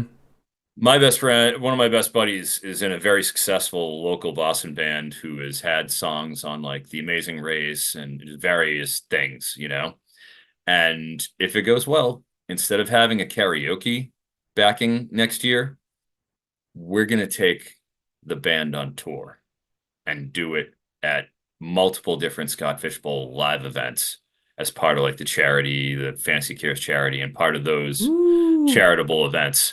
Live band. Could you believe it? Could you believe that? Well, you'd go to see Froton. Doing his thing with a live band. I mean, shoot, if you're in Atlanta, or shoot, if you do it at the I hope so. The Fantasy Football Expo, like I'll be front row in that. Oh, I will have, dude. I'll be doing it at the Fantasy Football Expo. Let's just put it that way. I've already got something in mind. I've already cleared it with Bob. Let's just put it that way. I'm looking forward to it. I will not disappoint. That Sunday night of the Expo. Ready to go. Ladies and gentlemen, Eric Froton of NBC Sports Edge, winner, I forgot to mention this at the top of the show, winner of the 2023 FSWA College Writer of the Year, won over some very impressive nominees as well. So, Eric, congratulations to you. Austin Nace. Austin Nace of our campus to camp. Let's not forget Austin. Of Austin, course. I never forget you, buddy. Anytime I talk about that thing, I say Austin was there too, because I respect him so much. Oh, when the nominee list came out, I was so mad because I'm like, you're asking me to pick like between two of like my like mentors in the fantasy space. You can't do this to me. Everybody wins. Everybody wins. And I definitely have so much respect for Austin. He deserved to be there, of course. So with that being said, that brings us to the end of our show. I'll go ahead and give you guys a sneak preview for next week. Obviously, as always, check out the rest of CTN. We got a show coming out tomorrow morning for you guys. Me and Justin Leo, aka Volume Pigs, discuss using ADP in college fantasy. I also take a look at some of the ADP risers and fallers over the last month. So pretty good show for you guys there. Next week's live draft. We did the Power 5 only draft. Next week, we're going G5 only. We're going to have to dig real deep. Ryan, I know for a fact you were asking about some non-Power 4 teams earlier. Guess what? You're going to find out all about it next week. And of course, if I'm doing G5 only, there's only one duo that I can invite on and have them draft with me. And that is, of course, Justice and Luke Probosco from the G5 Hive. They'll be joining me. We'll all be drafting together next week. So that's going to be an absolute blast. Until then, y'all, it's late. Go to bed. Really appreciate each and every one of you. Thanks for chatting with us tonight. Until then, appreciate you guys and have a wonderful and blessed week. See y'all.